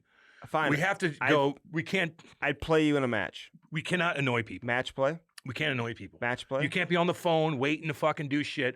I need you focused. Dude, you don't worry about me because we're competing. You're like, hey, I got things. No. There's people behind us, and they're watching us. So you need to be focused. Do you mind if I do this interview real quick? No. Yeah, I do. I do mind. You're not supposed to talk on the phone like that. Who's having us out of their course, and we are playing match play? I'm getting back in St. Albans. You are? Yep. When? Probably pretty soon. Okay, well, I'll meet you out there. Oh, you will? Yeah. I'm going to tell you a different time so you get there early. Fine. That's what I do to my wife. Whenever we have plans to go eat somewhere. She's worse than you? Oh, yeah. Oh, wow. That would drive me fucking berserk. So if we have 7 it would drive o'clock, me berserk. If we have 7:30 reservation. Holy cow. She's worse than you? I tell her it's 7. Oh, yeah. Every time. Kate's right on time. Really? She's not early. She's right on time. I'm early. Mm-hmm. And I get frustrated with her being right on time. Yeah. I can only imagine. I know a couple of Kate's friends that are so fucking late for everything. One girl up in Jersey, I know my boy's listening right now. Ryan, what's up, baby? You know your wife, Julie. We love her. Lovely woman. You don't know. From Brazil. You don't know. She's a badass bitch. Love her. But she's late. Oh, really? And Ryan has to put his goddamn foot late to the games. Like they take Kate to the Devils games and she is late. And Ryan will lose his fucking mind, and rightfully so, because Ryan's like a disciplined police. I don't like late. Well, she is late. I'm on time. No, you're not. Yeah. You're fucking 5-10 minutes late everywhere. Yeah, you are. Yeah, you are. I'm here on time every. You cut it so close that I don't know how you do that. It makes more stress on. It takes way more stress out of you. It's on time. No, you're stressed out. And when I have to take my kids to games and stuff like that, you're scrambling. You were 2 minutes late today. You're 2 minutes late today, and so that's I rolled in on time, but I was on the phone. Doesn't matter. That's late. You're still late. You know what I mean? You're still late. Is everybody safe in LA with the riots? Yeah. Is there anything that you would go protest? No. Well, sure. If we dismantled our military, I'd be like, although we spend so much money on military that goes to these big funds and companies and they have to keep funding. That's why there's wars, proxy wars, and we're always involved and sending, different kind of artillery and whatnot. And they're making so much to where the military at this point is like, we don't need that. It's going to get old soon. We don't need it, but but there's contracts involved. Okay. Lockheed Martin, all those fucking companies. Okay, I wasn't expecting like a boring answer like that. No, that's a legit answer. Okay. And the real people understand what the fuck I'm talking about. You lost me there. I know I did. Yeah. No shit, I did. But yeah, I'm not a protest kind of guy. Did you see I feel like the No Kings protest is all like older white liberal women just walking around like, what are you mad about? It's funny when you interview some of these cats, they don't know what the fuck to say. Well, why are you here? Well, we don't need kings. Well, what do you mean by that? Well, he's a dictator. He's a dictator. Oh, is he? If he's a dictator, you wouldn't be able to fucking do this. Right. Just so you know. Okay. It's so odd, and if you ask them questions about why, they don't even have an answer for you. So, I got a great review on my last. What do they say in the Creep Co Racket Club? Cameo, great review. I'm this sure video fantastic. turned out incredible, and my husband absolutely loved it. Andy went above and beyond to make it personal and included a great chat about hockey. I truly appreciate the thoughtfulness and quick turnaround. That's 5 stars. Yeah, that's 5 stars. I know. Yeah. Well, you should get 5. So yeah. If somebody's going to pay you money to do that, fucking put your 5 stars. Put some time into it. Yeah, I agree. And be, energetic and whatnot. 5 stars. Yeah. Yeah, I got those too. Yeah. Lord. You don't have too many 5 stars. I got a lot of 5 stars there. You want to bet? You want to throw money down on things? Did you bring your wallet? No, I want to play golf against you for money. Fuck yeah, man. I want to play golf every damn day. Okay, well, we're going to start every single day. I'll play. We'll start. Kate and I played every fucking day. Okay. And I was drinking a little too. I was spending a little too much money.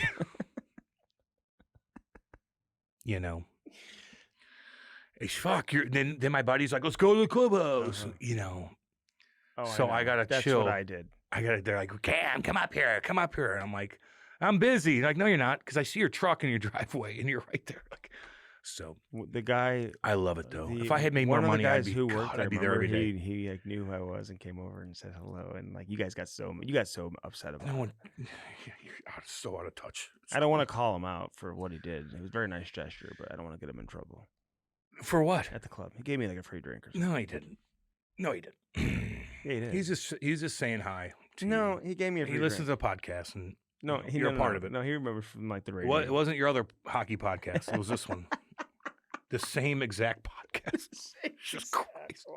No, it's not. Yes, it is. Way different. It's the exact same thing. Way different conversation. What's different? It's just more. Well, what? It's just more just hockey specific. We talked hockey for 45 minutes. Fine. Maddie, is it the exact same show? Imagine I did that, you would lose. I'd lose my mind. But I already had a show for 20 years. I know, that's why I don't bitch. The radio station closed down. No, it's back up. Well, now it is, and they asked me to bring it back, but I just don't feel like going back to everyone. I understand. I'm just giving you shit. And I like how they put it on YouTube and everything. Exactly. And I like it here at Half Coast Competing podcast. That's awful. We do it on Monday, and he does another one on Friday with Jamal Mayers. But I put like big time guests on this show. Yeah. It's all good. And I'll get big time guests on that show too. Just have Brad Shaw on there. Great conversation. Yeah. Did you listen to that? No. You'd like it. I will. I'll listen. Cool because he was. Did you listen to my radio show today? Coach when in your era. Yeah, he coached me. Yeah. He bagged me too when I was sitting out. Well, good. And he'd skate with us.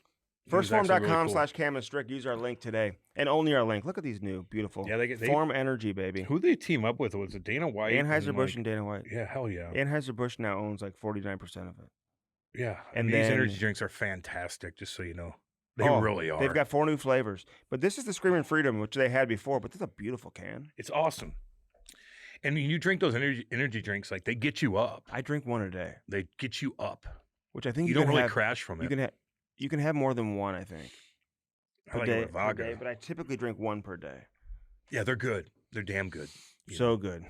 Yeah, so check that out. Form Energy, man. Get all the new flavors. Get all the apparel. Get all the beef sticks, which are fantastic, too. Great for the morning time for me, man. The protein. Like just a beef stick, just to fucking smash while you're driving, going to something else and doing this. Like I can't eat a burger. Like I'll pass out here, man. But the energy, the beef sticks, just crush that bad boy right quick.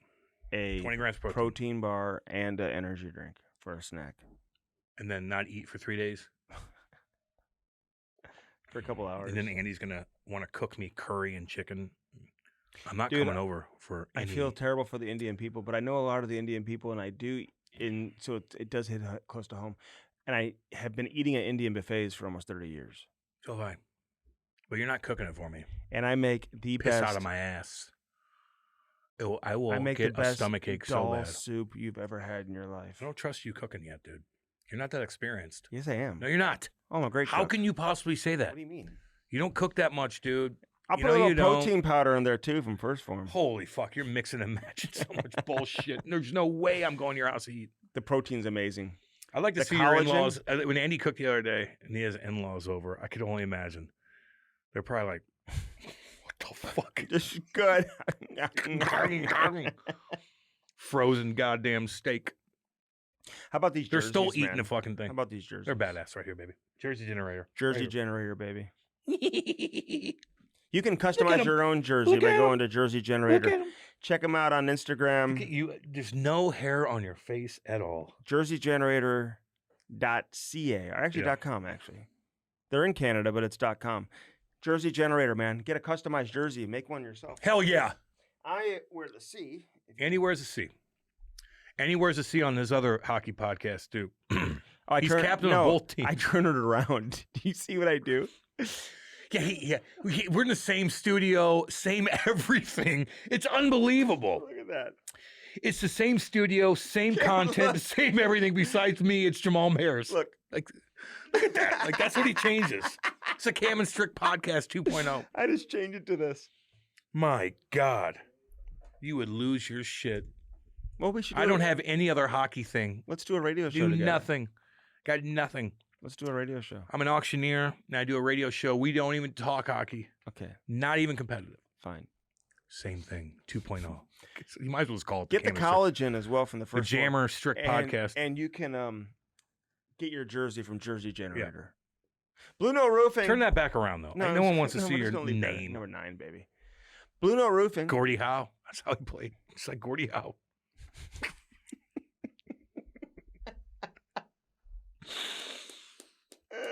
Oh, shit. Just like Gordie Howe. Oh, just like Gordie Howe. Mucking and grinding. Scoring goals. Oh, my God. Blue Note Roofing. Call David Novak today. 314-920-5713.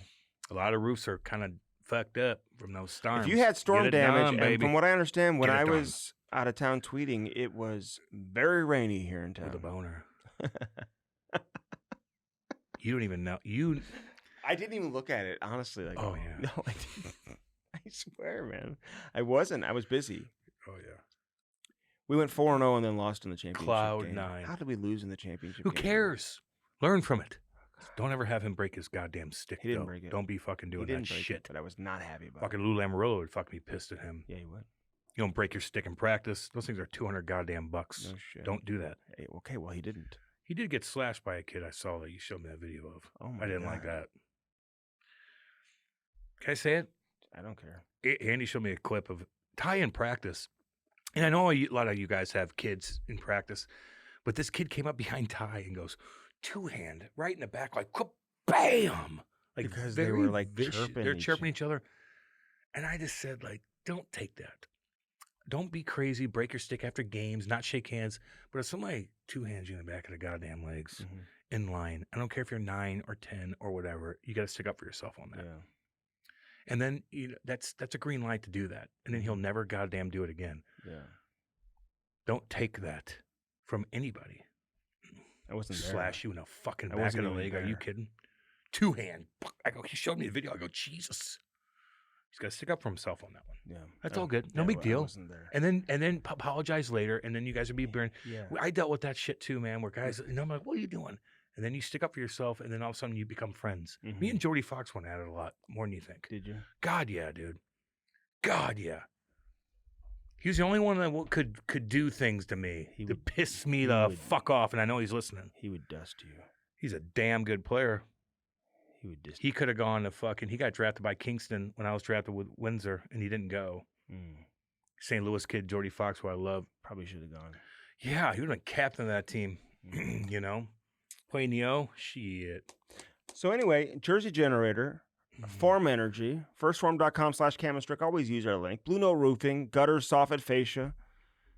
Fascia. Roofing, siding, whatever it is you need. Get it done. Blue Note Roofing, 314-920-5713. Some bitch. Cam, Illinois Recovery Center. Right there in Swansea, Illinois, baby. Let's go. Chrissy, Jacob, Eric, love all you guys. They love you, and they want to help you. They do. There's a lot of shit going down. Lots of stuff going down. They did shut the border down a little bit, so the fentanyl's kind of died off a little bit. A lot of riots, a lot of protests. There's a lot of shit going on, man, with drugs, and it's everywhere. It's everywhere. Yeah. They will help you. Alcohol, all that. There's a warm bed waiting for you. Warm, nice beds. Dude. Nice bed. And you got people that understand truly what's care. going on. They've been through it before. They care about you. I'm telling you that right now. That's the Illinois Recovery Center right there in Swansea, Illinois. Do I need to do it? Holy shit. I mean, you're just like, you got to hit the heart. You got to sell it. You got to sell it. You got to let them know. You need to calm down. You got to let them know. That's what you need to do. Jesus. You got to let them know. Go on Twitter. I'll take care of this.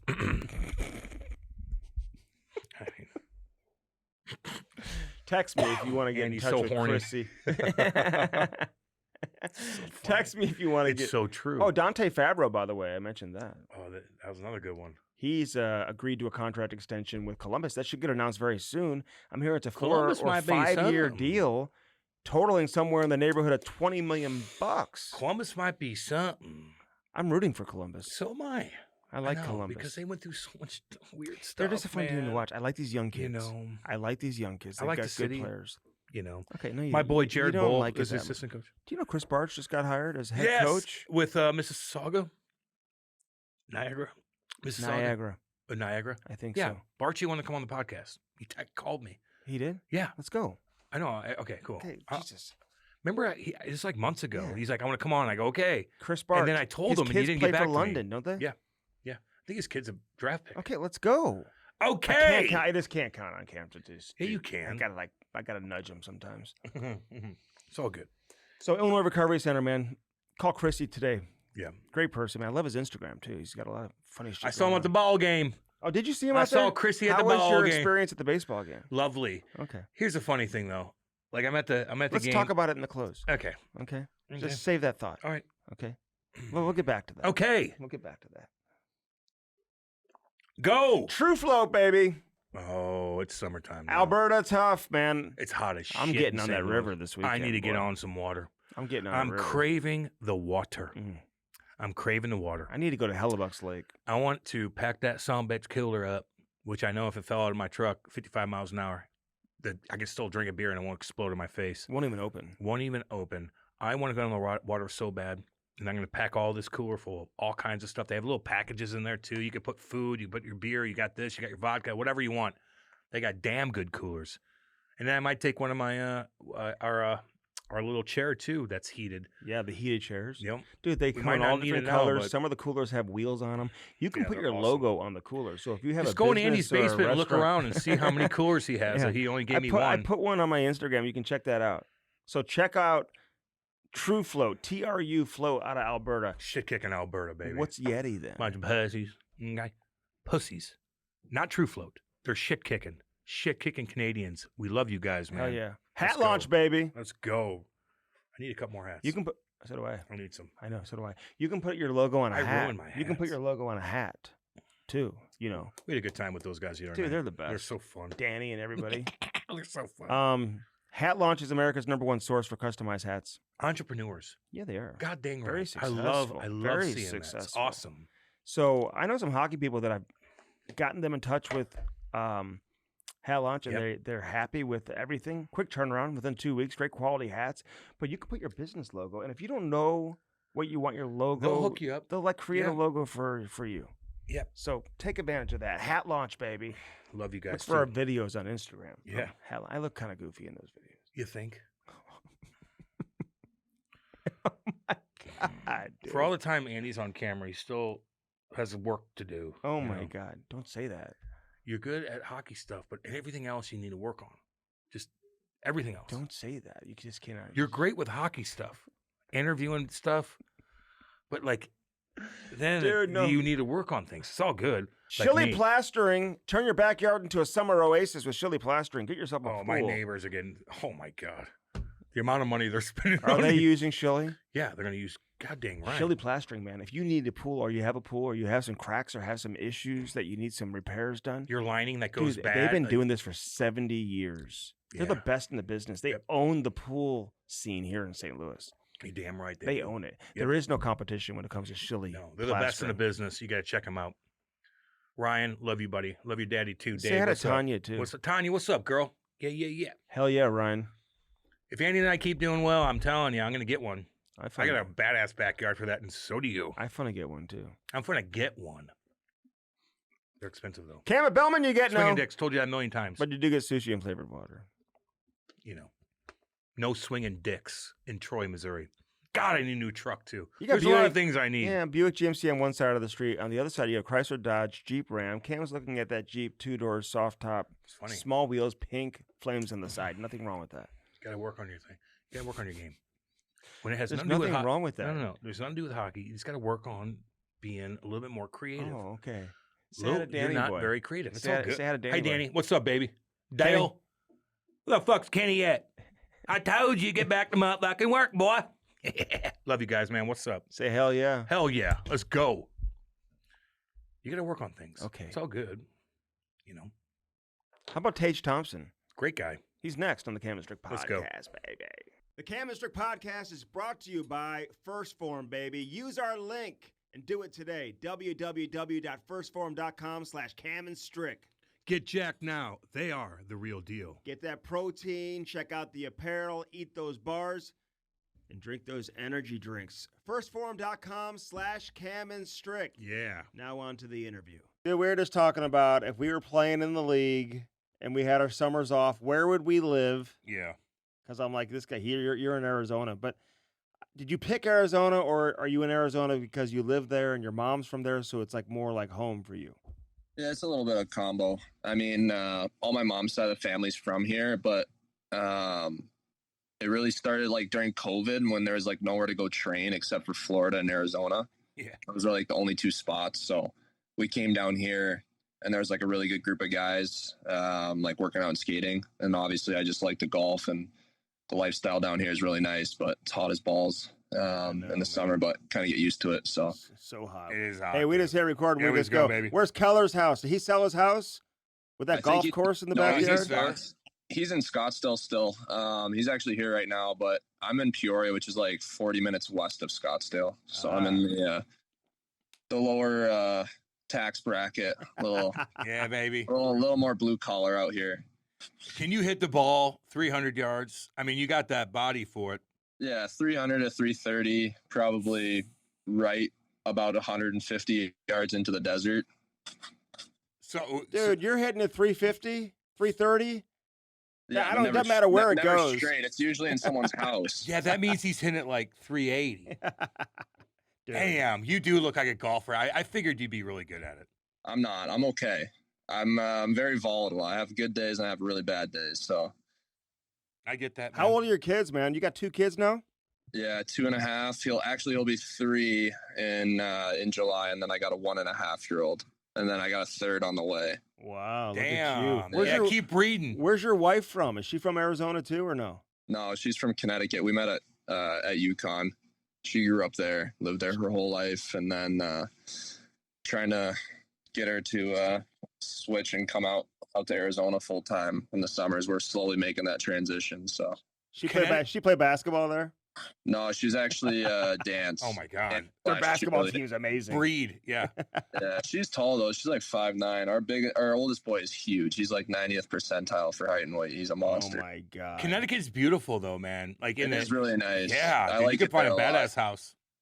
Ideally, it would be like nice. We got a place in Milford. It's like near Bridgeport. Yeah.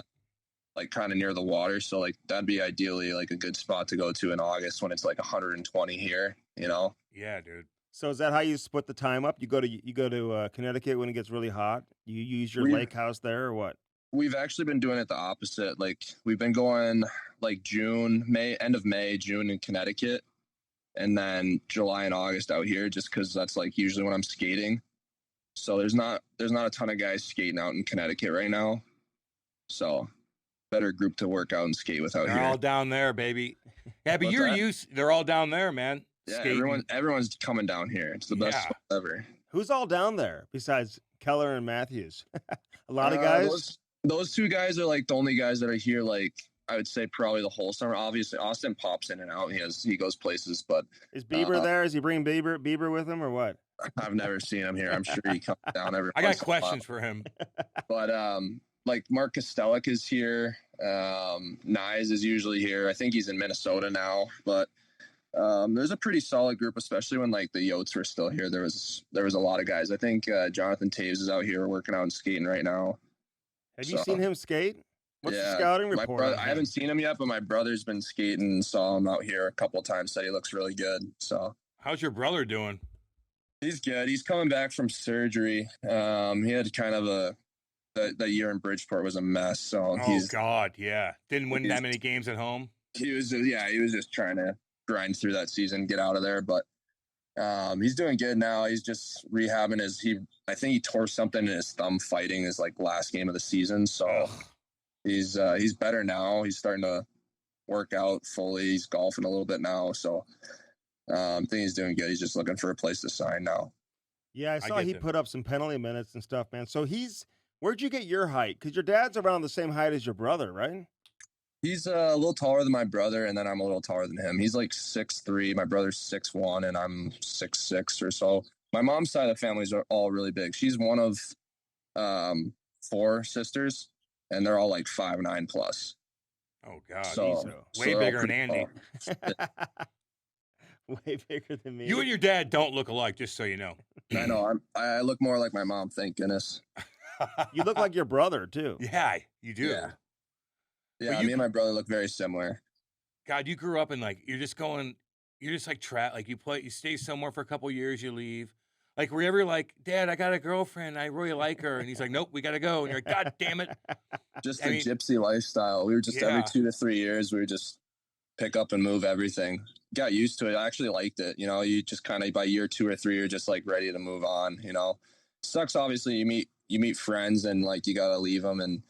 You know, you'll probably never see them again, but most of my friends were in the hockey world anyway, so you run into them like down the road, like Swayman, for example. Like I played with him when I was 12 in Alaska, and then we played together again in like Worlds and play against him all the time. So it's just funny, like stuff like that. But yeah, school friends, you kind of just get used to like packing up and moving. What was the worst place you played, though? You bring up Alaska. Not that would be a bad place, but that's hardcore up there. Like, was there any place where you're like, Dad, can you sign somewhere else? Can you sign in San Diego? Can you get the hell out of here? Honestly, Alaska was probably my favorite. Outside of Arizona, Alaska is probably my favorite place I've ever lived, just because like it was the perfect age for me and my brother. We were both like 13, 14. Oh, yeah. Snowboarded, got into all the hiking, fishing, hunting, all that stuff out there. Peoria was kind of there's not much out there. When we were in Illinois for 4 years. Just Peoria, Illinois. Baby. Not much out there. Dude, I just took my kid. We played Team Illinois, but they met us in Peoria. We came from St. Louis, and we actually played games there. And I was like, what is – and I had been to Peoria a couple times to watch the Rivermen play and whatnot, but I didn't remember it being that isolated of a town. I'm like, there is nothing going on here in Peoria. Yeah. But there's some tough neighborhoods there, man. Tough neighborhoods. The hockey there, too, like once we got to like me and my brother, we played for the junior Rivermen and then got like too good to play for them. And then the only other like good team around the area was in Chicago. So my mom was driving us 3+ hours every weekend to go play up there.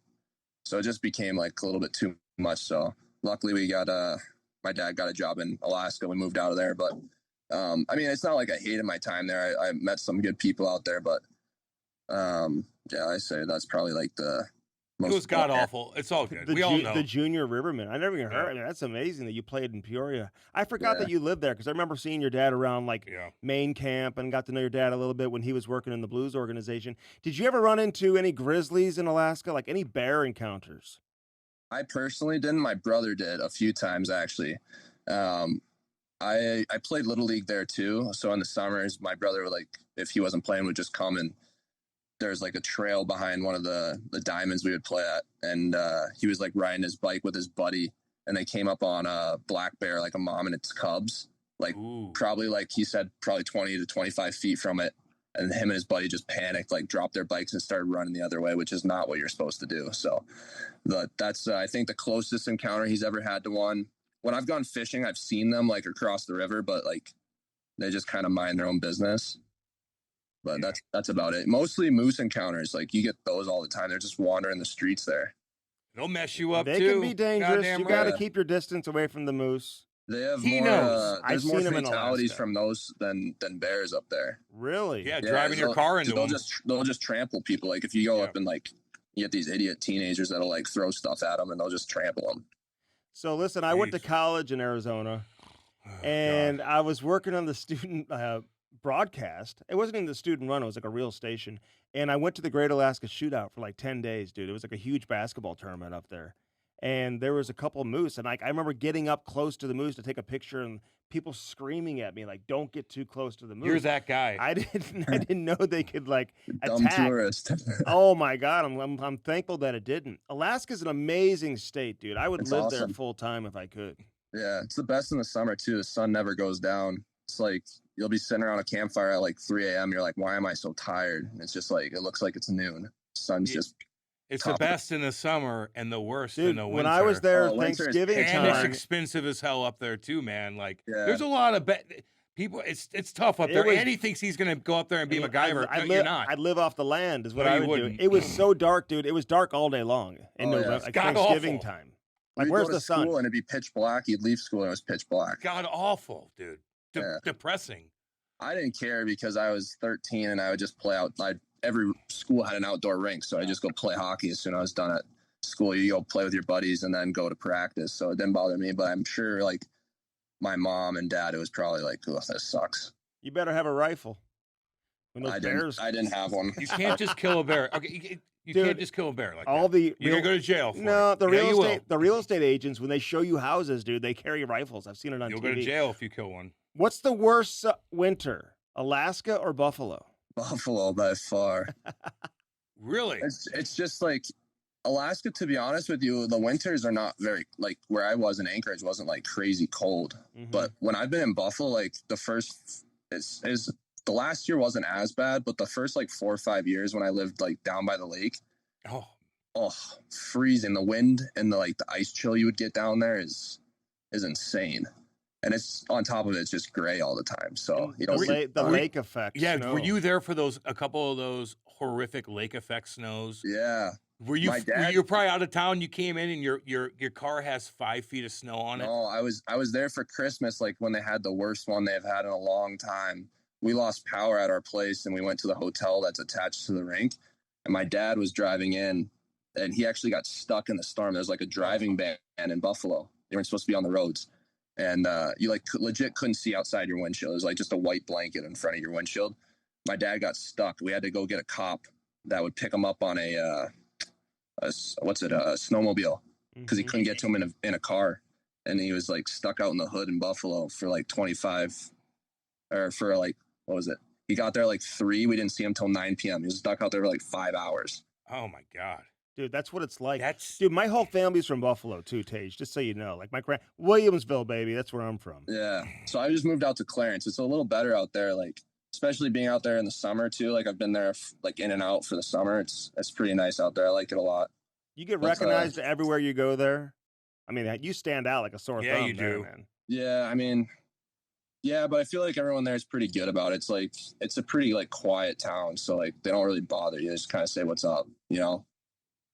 I know. Yeah, you're just getting started, man, and like I feel like COVID kind of happened and kind of set everything back. Yeah. You know, like the whole COVID thing, right when you get in the league, you got to deal with that. Was that god awful, or do you just not know any better? For me, I don't know if it affected me a ton because I had the year before, like when COVID, the first season of COVID, I actually blew out my shoulder and I was done for the whole season. I played one game in Buffalo, blew out my shoulder, and I was done for the rest of the season. And then the season shut down short. And then I basically had like a lengthened summer to rehab, which actually benefited me. And then we went into the next year, which was like no fans, and that was a gong show. But I think it actually like kind of benefited me in a sense that I had like a longer summer to train and get bigger and like rehab my shoulder. And going into that next season where we had no fans because of COVID was like probably the best I've felt going into a season, which kind of kickstarted my career, I guess, just playing. And obviously I had Donnie, and he gave me a big opportunity there to play in a bunch of situations, but I just felt good. So benefited me more than it hurt me, for sure. Good. Donnie's the best, man. I talked to him this morning, awesome doing my world-class research on you. Yeah, great dude. Oh yeah. He loved you, man. He pumped your tires. Because I'll say this about you, dude. Like, because you were caught up in that trade. You go to Buffalo from St. Louis. Ryan O'Reilly comes here. They win the Cup. He wins the Conn Smythe. And everyone's like, oh, the Blues fleeced Buffalo. They just crushed Buffalo in the deal. And now you look at it, it's like, both sides got a lot out of it. And obviously you could make the case both sides won the trade. How'd you deal with that pressure, man, early on of trying to live up to what O'Reilly did here, not what he did in Buffalo? Like, did that creep into your mind at all, or were you able just to kind of put that aside and just focus on your own game? Oh, I definitely did. I mean, not at first, because I didn't realize, I think, how big of a deal it was at first. And then I think after they won the Cup and, he wins the Conn Smythe year, it kind of sinks in a little bit, like, oh, like that was a big piece for them that helped them win the Cup, which, obviously that's why you make the trade, is to win. And then you start hearing all the stuff around town. But fortunate for me, like, I had my dad, so I just kind of was talking to him all the time, and just the old school, like, you can't control any of the outside noise. Just put your nose to the grindstone, like, do what you can do every day to get better and help the team win, and the chips will kind of fall where they do. And that's pretty much the approach I took. I mean, obviously it's tough, especially in Buffalo. You hear a lot of the noise, but you just got to try your best to just focus on what you can do, and that's pretty much all I had. So, you know what, man, it's amazing. Like, you look at some of the players who you played with in Buffalo, like, who are no longer there. I mean, like, I'm just reminding myself, even Olmark was there, and Brandon Montour, and Sam Reinhart, who's like about to, win another Stanley Cup potentially. We'll see what happens in the series. But Jack Eichel, dude, you had so many great superstars that, like, no wonder you guys have kind of had to rebuild, and, like, you had some great players there. I can only imagine how good you guys would be, considering where you're at now in your career, how good you are, if you had a chance to play with those guys. So what'd you learn from those guys? Like, which of those guys who I just mentioned were you closest with, that you really kind of connected with the most? Yeah, I mean, Ike's was always great to me. My first year, I lived like a couple of doors down from him. I always remember, like, hearing, like, he had a bad rap right around Buffalo, or just, like, kind of around, like, he's kind of a dickhead or whatever. And to me, he was always great, and I never got that from him. I think you just see that he's just a competitor. He wanted to win. He's been in Buffalo for so long, and kind of the same thing that's going on now, just weren't winning, and he was doing everything he could to help the team and the organization, and just didn't work out. But I just like the way that he approached the game, how hungry he was to win, how hungry he was to be the best on the ice every single time. So just like learning from him, not even just talking to him, but just more kind of from afar, just watching him, in games and in those situations, wanting to be the guy that demanded the puck, the guy that made a difference in the game. Always just kind of made me respect him and want to be like him as a player too. I like that energy, that passion, the emotion he shows. So for me, that was someone that I really looked up to and tried to emulate my game after, as far as being a leader and just kind of a guy that can try to take games over.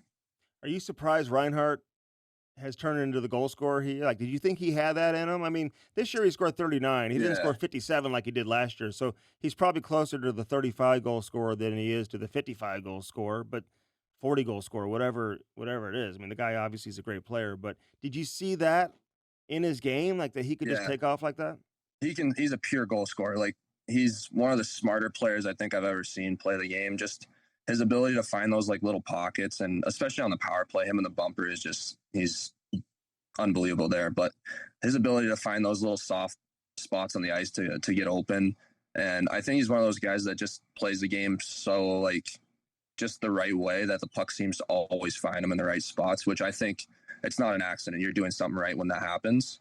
So I'm not shocked. I mean, he just has a natural ability to just put the puck in the back of the net.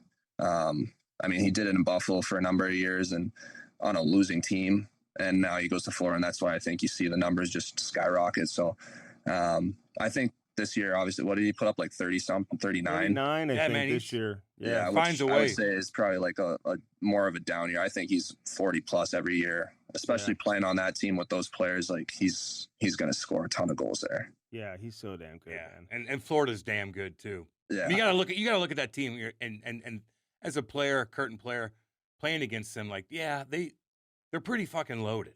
They are, but they're also, it's the fact they got all those star players, but they all play the team game. Like they all play the system like the way it's supposed to be played, and they're all bought in. Like you can look down their roster, like Reinhart, Barkov, they're all blocking shots, finishing hits. Like they're doing everything the right way. And that's why they get rewarded. And then when you play against them, they just give you no room. Like you have no time or space with the puck. They just suffocate you. It's frustrating to play against. Bennett staring at you, not giving you any facial expressions. He's falling on the other goalie. He's falling on your goalie, hitting you, and then scoring a breakaway.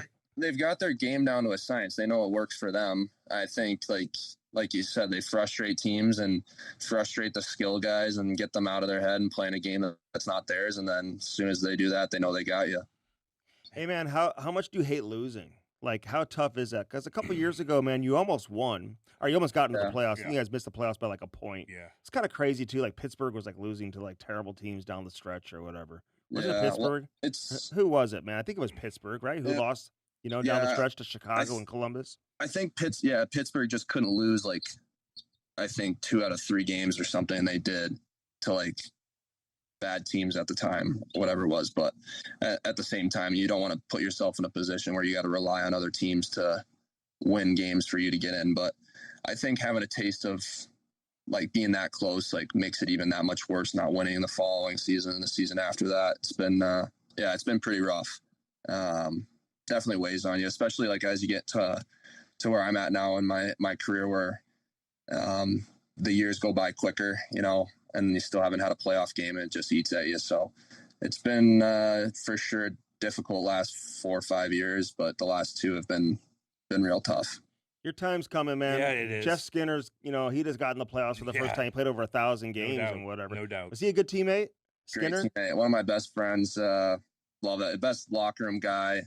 He's one of those guys. He's real quiet. It takes him a while to open up to guys. I remember my first year, he didn't say a word to anybody. And then, he slowly started opening up, and he's one of the low key funniest guys ever. I don't know if you've seen that stuff they put together, between 2 stalls. You've seen that stuff on YouTube. Like it's all him. He writes all of this stuff. It's kind of spin off of, Between Two Ferns with Zach Galifianakis. Oh yeah. So he came up with that idea and was doing that. But just a great guy, great human being. Obviously a good player as well, can score. And I love playing with him. One of my favorite line mates I've ever played with. I hope he wins it. I would love to see him win a cup, and that'd be pretty special. Hey, do you got the hardest shot in the league? And what kind of stick do you use? A short one. I've used a bunch of different. I like to mix it up. I usually fall back to the CCM every time. Feel like that's kind of what I go back to. I like trying new stuff though. I don't know. I feel like for a one-timer, maybe it's up there. I feel like taking a slap shot, I'm not great at just skating into a slap shot. Like if I was a defenseman, probably not. I'd say like Kulak. There's a lot of guys that can pound the puck, but probably up there. Dude, you had a one-timer that was like at 103 miles per hour or something crazy. Dude. Just say you do. I thought you were a Bauer guy. Didn't you have a deal with Bauer? I thought you were a Bauer guy. My entry level I did, and then I switched to CCM for 2 years, and now I just I didn't like being basically tied down, because I like during the year to switch things up if I get cold, just to mix things up. So now I have the freedom to just try whatever. Can I ask you this? What do players make on the side? Like when they sign a deal with Bauer or CCM, I'm sure it changes depending on how big of a superstar you are, but how much money are guys bringing in by signing with the deal? In Buffalo, probably not a whole lot. Probably other markets are making a lot more, but I think for CCM, I was getting 25 grand cash and then merchandise as well for 3 years. And then I backed out of the last year of my deal just because I wanted to be able to use more stuff. I felt like the money that I was getting just wasn't worth it for me to be locked into using their stuff. Not that I don't like their stuff, but just to have that freedom. If maybe I'm in a rut here. I want to try a Bauer stick or a True stick for a few games just for to 25 grand, dude. When you're making 7+, like they better pay some real money. Well, what about in Buffalo though? Like, are you doing commercials? Are you driving a free car? Do you care about any of that stuff? Are they asking you all the time? Are you driving a free Tahoe? Because Andy, just so you know, will hook you up with the people in Buffalo if you want a free Tahoe. No, I don't have any of that stuff. So if you got hookups for me, let me know. Yeah, but really though, you should though. Come on, Tage. I mean, like we do. You would think, but we've also been losing every year. So like, well, we're gonna change that. That's gonna change now with guys that are losers. So we got to start winning, and then maybe the deals will come. Are you rolling with Josh Allen? You met him yet or no? I've met him. I wouldn't say I'm rolling with him at all, but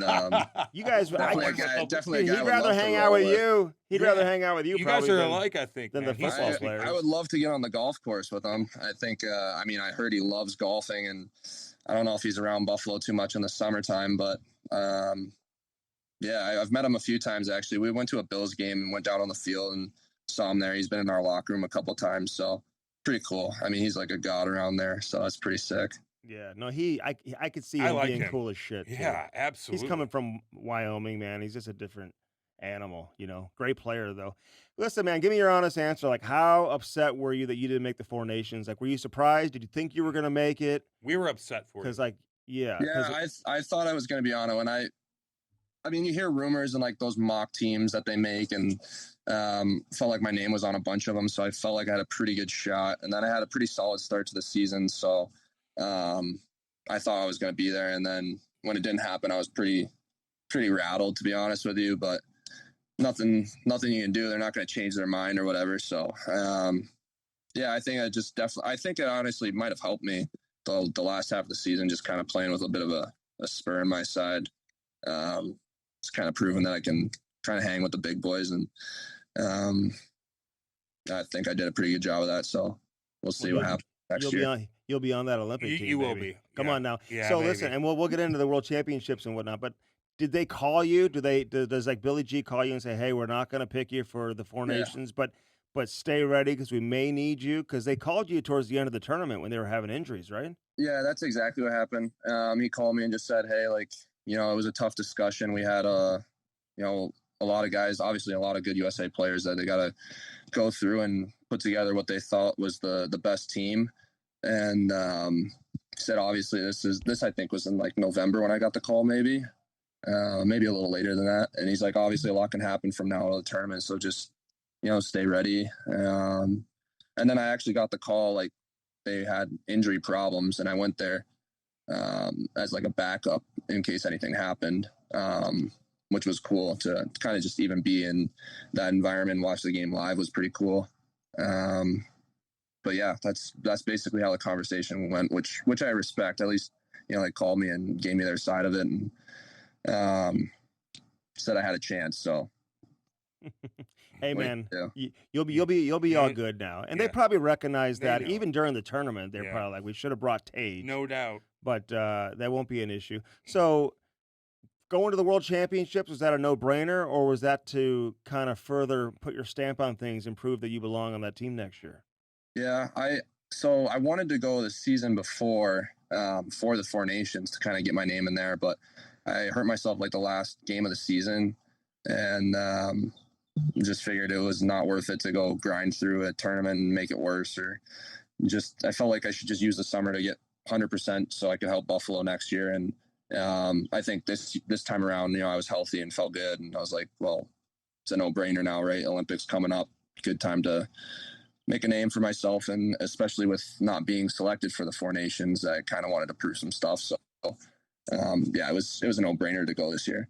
Were you still rooting for USA in the games against Canada? Yeah, of course. God. I mean, I'm not going to root for Canada. Oh man, okay, there you go, Tage. Come on.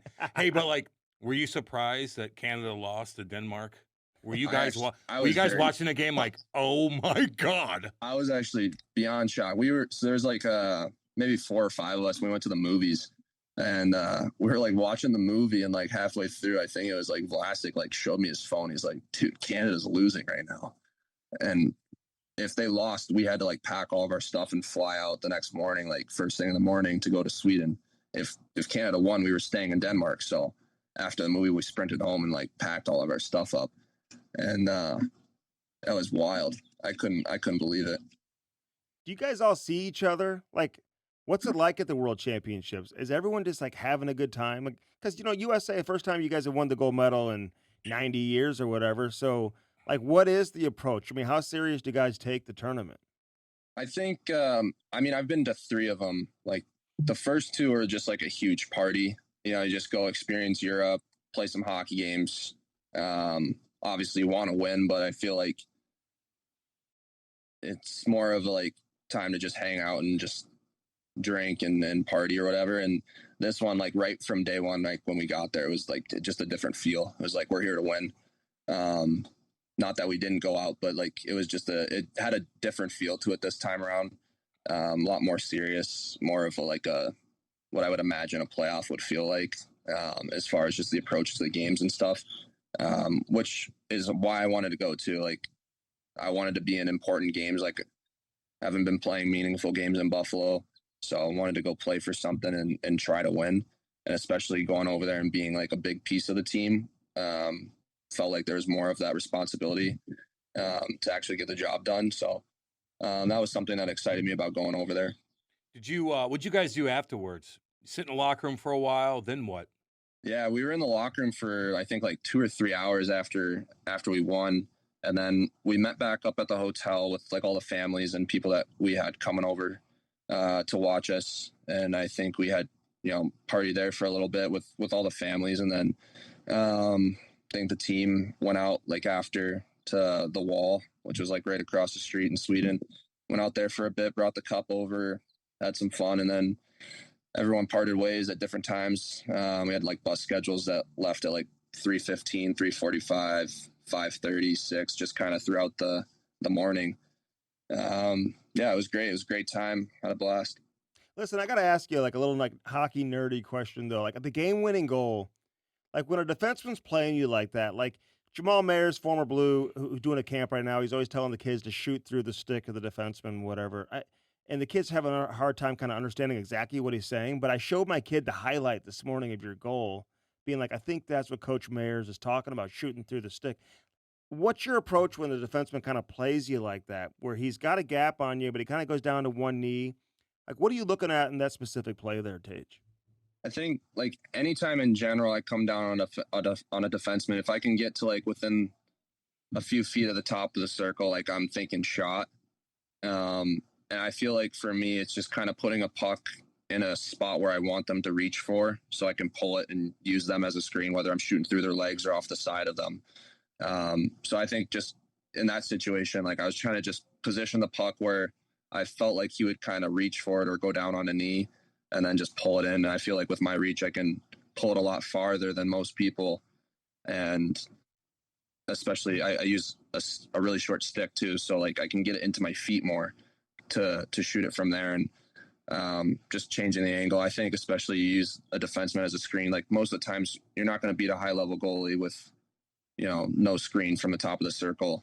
If he's going to see it, he's going to save it. So I think just not being able to see the release of it coming off your blade is a lot tougher for them.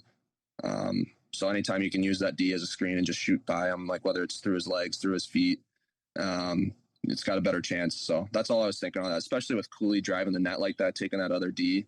Like I knew there was going to be other traffic going to the net. So he's worried about that as well. So I was just thinking, shoot it, get it on net, and make a save. Have you always shot the puck like that? Like who did Matthews shoot like that when you were at the U.S. program? Like how you kind of got pulled into your feet, like you're saying, like, and then, snap it that way. Like you and him have kind of like both mastered that kind of, pull it in and drag the puck to your feet and release it that way. Yeah, I feel like Austin's always shot like that. It's something like I always worked on with my dad in the summers. Just like working on different releases, getting the puck on and off your stick. Not necessarily like that has to be the hardest shot, but just like getting it on and off quick.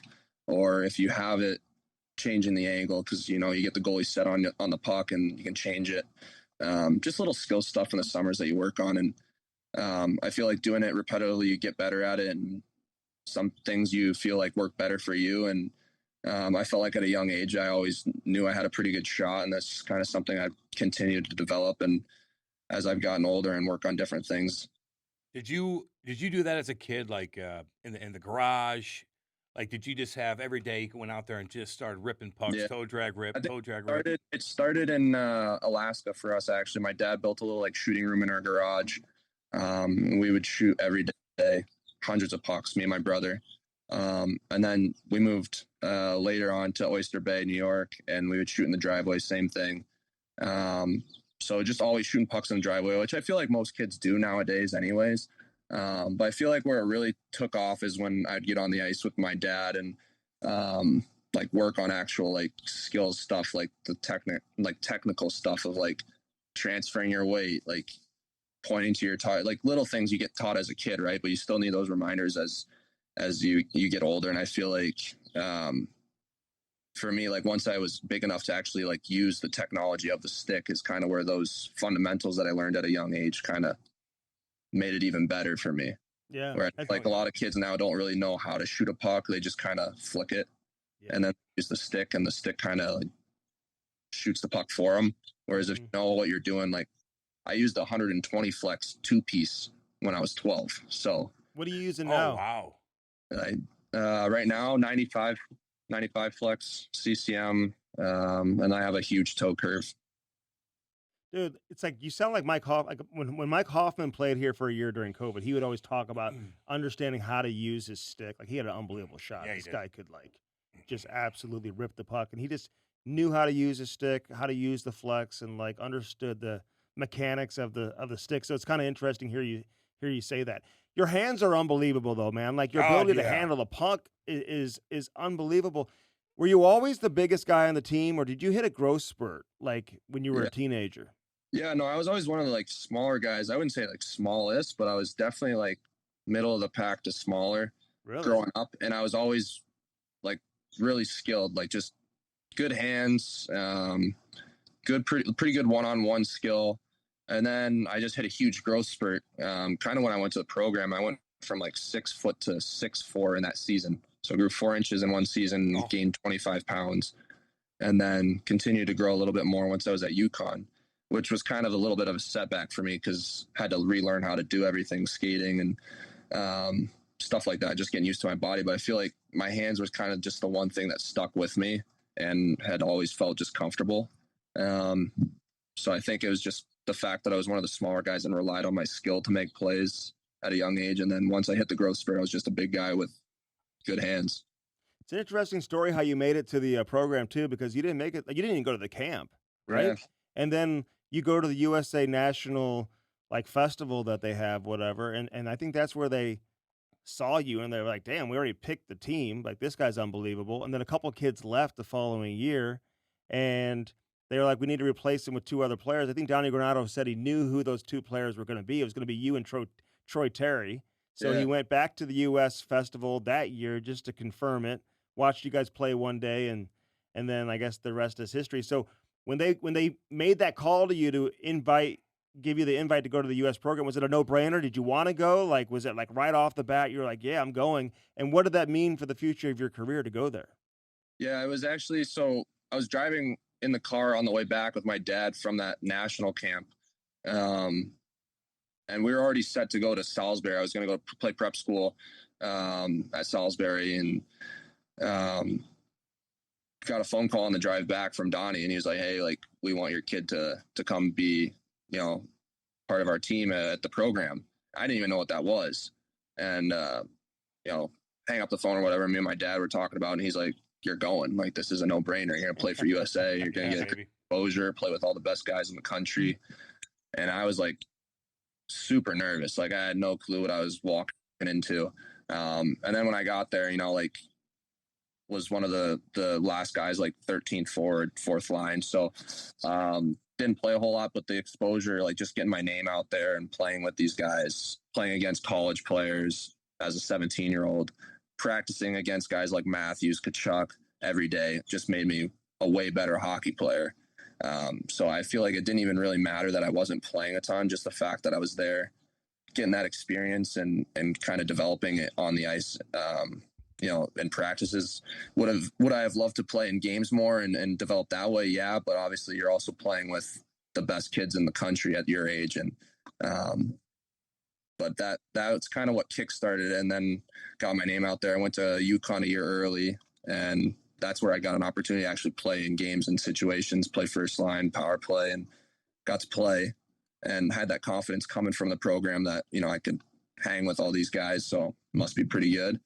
And that just kind of gave me that confidence that I can produce and score and make plays and be a guy that the team needs and leans on. So I think it was great for me. Obviously met a lot of good guys and continue to play against and with them. So it's been fun. It's been a crucial piece of my career, but everyone's path is different. So that's always something you got to remember too, right? Like, would I have been fine if I went to Salisbury? Probably, but that's kind of what led me to the NHL, and it was a good time. Yeah, it's interesting. And you're growing 4 inches in 6 months. I mean, it's interesting. You're saying you're not even playing. You know what I mean? Like, but you appreciate the opportunity of being able to go head to head against these guys in practice. Because I know some people who have like left the program because they weren't playing. You know what I mean? And it's like they'd rather just go play in the USHL somewhere else and be a first line player. Well, why'd you pick UConn? Like, because they were a relatively new program, right? You led the nation in power play goals your freshman season. Yeah, they were pretty much brand new. I think they weren't even really on my radar, to be honest. I knew I wanted to play Hockey East. I toured most of the Hockey East schools, but I knew I wanted to go somewhere where I was going to get an opportunity to actually play and show what I was capable of. And obviously that didn't happen at the program. I was just kind of, third, fourth line, in and out of the lineup, whatever. So I didn't really get to showcase that skill or what I thought I had to offer.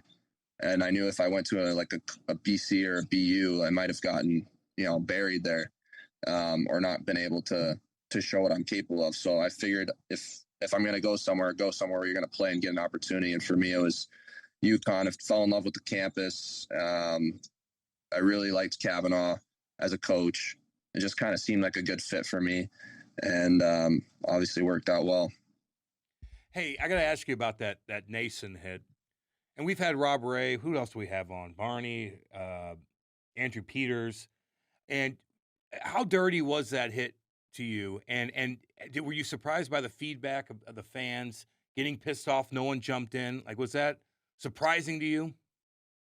It was a weird situation, to be honest with you, because when the hit happened, I didn't even know what happened. Like, I didn't see him. I didn't know what was going on. I just kind of blacked out, came to, and then was kind of helped off the ice. And then I was sitting in the locker room doing the concussion test or whatever. And then afterwards, I watched the video of it, and then I saw the hit from that perspective. So I never really saw the hit live. Obviously, didn't see it. But watching it on replay, I thought it was a little dirty. I would have liked someone to step in for sure. I was a little shocked by that. But yeah, it was just a all around kind of weird situation to be a part of. So, I don't really know how to answer that one. Well, didn't Lindy Ruff, didn't he address the team about it the next day? Like, what was said internally?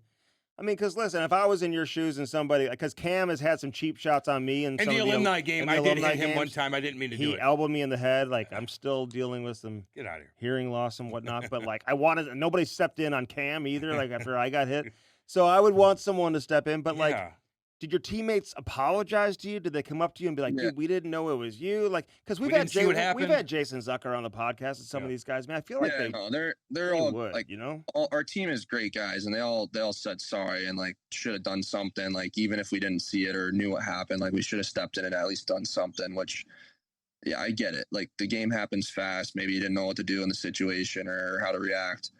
I don't know, because I wasn't in that situation. Right, I was the one laying on the ice, but.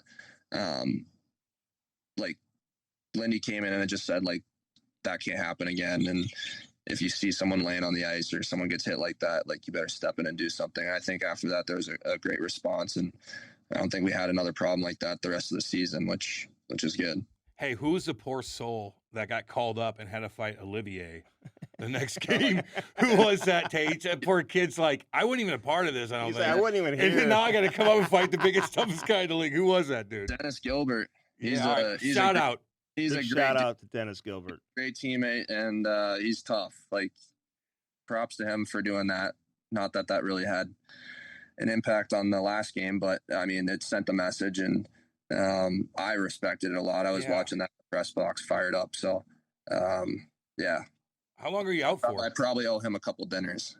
Yeah. You didn't miss that many games, did you? No, I actually passed the concussion test, so I was good to go. I think I had like whiplash too, like my neck was pretty tight, and I think I only missed maybe like 2 or 3 games.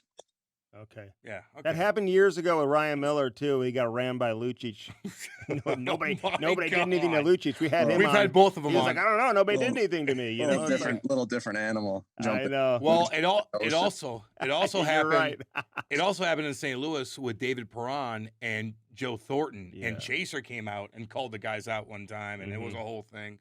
So listen, it's not unique by any stretch of the imagination. I know. Hey, but that shouldn't happen. Hopefully that doesn't happen again. They got to protect you. You want to see exactly. You're the prince. They shouldn't even have to see what happens. It's like Tage is on the ice. That's like alert. Alert. Are you a devout Christian? Do you cuss on the ice? I do. I mean, I shouldn't, but it's the game, the nature of the game. You get into it, you get heated, and I play the game with a lot of emotion and get pretty fired up. So, yeah, I mean, it's hard not to. Can I tell you what to say to people? Slavin doesn't. Can I tell you what to say to people? Just go up to them and be like, the Lord is watching you. If you would say that to me, I'd be like, oh, God. I'd really, I'm telling you. Yeah, it would scare me. It was a reminder.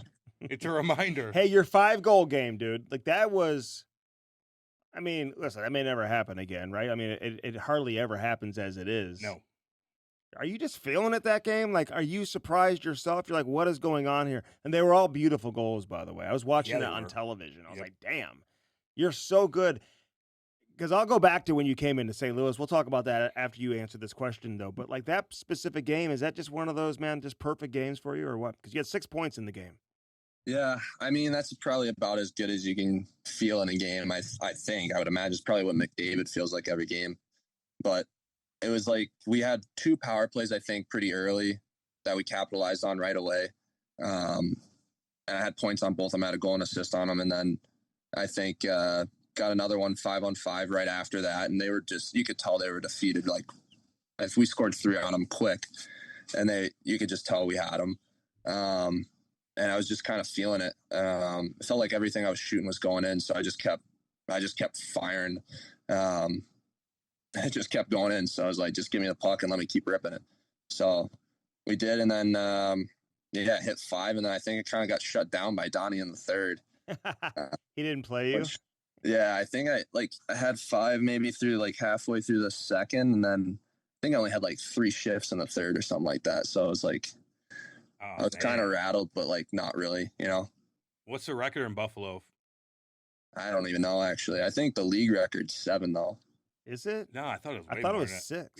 Yeah. Wasn't maybe it it's 7. Brett Berenson scored 6 years ago. Hey, do you watch Ovi on that one-timer slot, just like what you're doing? And you're like, how the hell does he do this? Stamkos too. Other right shots. Like, are you watching them? Like, they find a way. They know where the puck's going. The opposing team, and he still finds a way to score these goals. I can't comprehend how Ovi can still stand in the same spot and no one just goes and stands next to him. But it's because their power play is so dangerous. They got other weapons. They can hit the bumper and they can attack low. But I mean, it's insane to watch. There's not even words. Just the fact that he can still produce at this rate at the age he is insane. Has he ever told you have an amazing shot? Does he ever tell you on the ice? I love watching you play, Tage. No, but that would get me off my game big time. I'd be in cloud 9. Was he your favorite player growing up or no? Believe it or not, Malkin was my favorite. I always just liked the similarities between, the tall, lanky guy, good hands, can shoot it. Loved watching his game and just tried to kind of emulate him and play the way he played. He's not coming up to you saying, "Hey, Tage, good job." He doesn't even know your name. No offense. I don't even know if he speaks English yet. He doesn't want to. Crosby might. He asked Kyrou for a stick. He said, Kyrou's like, yeah, Crosby asked me for my stick during the game, whatever, for like a charity event or something. So Crosby, he may ask you for your stick, He did. Did he? He asked me for it. Yeah, actually, I think it was 2 years ago he asked me for one. And I was like, "You want one of my sticks? Like, what's going on here?" You should have said no. See what his reaction was. Said, "Fuck you." Obviously, I got one back. I need from him these. too, which was sick.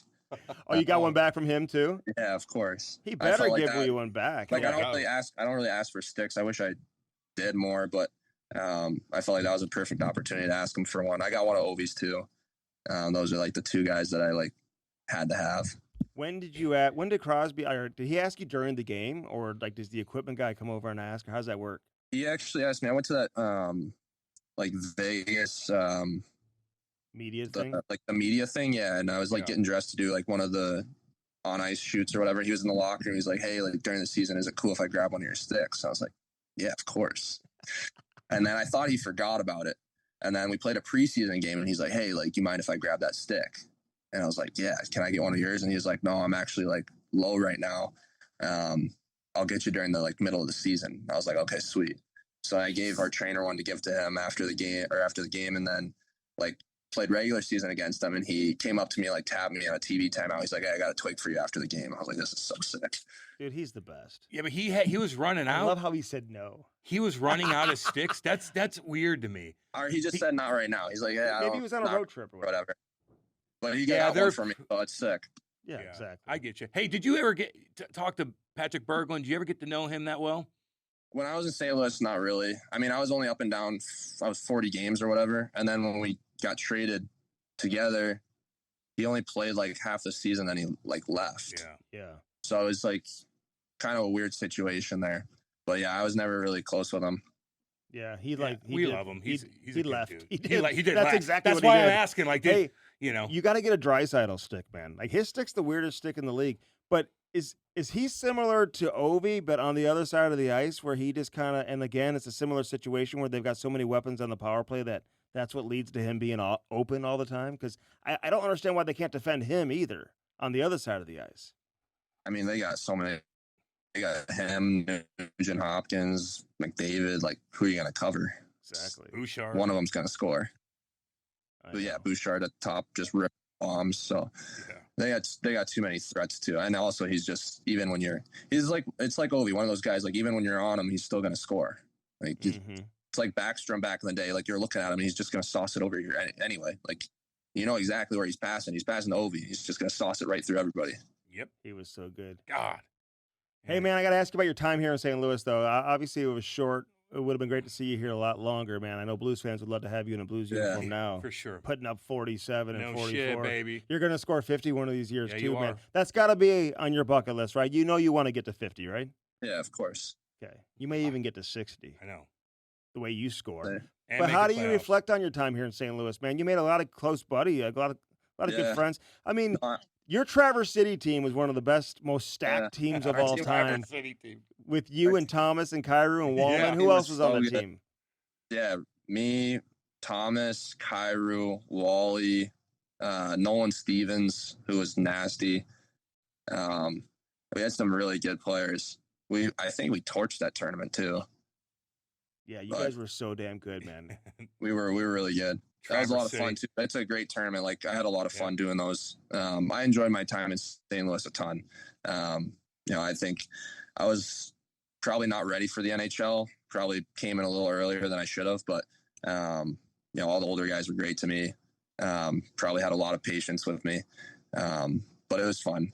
I really liked the city. The fans were great. I enjoyed my time there. It was kind of one of those things where it was bittersweet when I was traded. I would have liked to, try to evolve my career there, but I was also excited about a fresh start somewhere else. But you never know. Never know what happens, right? Could end up back there someday, but no, exactly. It all works out. I like that thought process. No doubt. Dude, and trust me, the organization, they didn't want to trade you. No. You know what I mean? Like Ryan O'Reilly. Like you said earlier, it worked out, right? They got their guy, they got the cup. Yeah. So you can't look back. That's why you play the game. So how was Mike Yeo with you? It was all right. He was hard on you, wasn't he? I mean, not so much that he was hard on me. It was just I didn't really know kind of what my role was. Like I figured I was not there to score goals, right? Like I just was trying to be a good defensive player, and I get that we were not winning a ton when I was there. So if they had to make changes to lineup, I was probably the guy who was coming out as a young guy, which I get it. Just tell me how it is, though. So. No, I hear you on that, man. Hey, before we let you go, and you've been great, man. Awesome, we appreciate Tage, it. Man. We got to pump your dad's tires a little bit here, man. So he's in Anaheim now, right? He's going to be coaching with Q this year. Is that the plan? No, I think Q's bringing on his own guys. So right now he's out there looking for a job. I think doesn't know where he's going to go, but he's looking for a spot.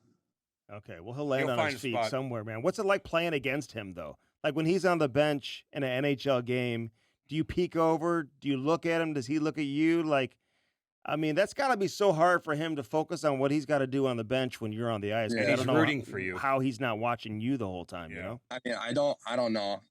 For me, it's easy. I just play. I see him on warm-ups and look at him, make a face at him or whatever. But once the game starts, I feel like both of us just kind of get into that zone where you're not really paying attention to each other.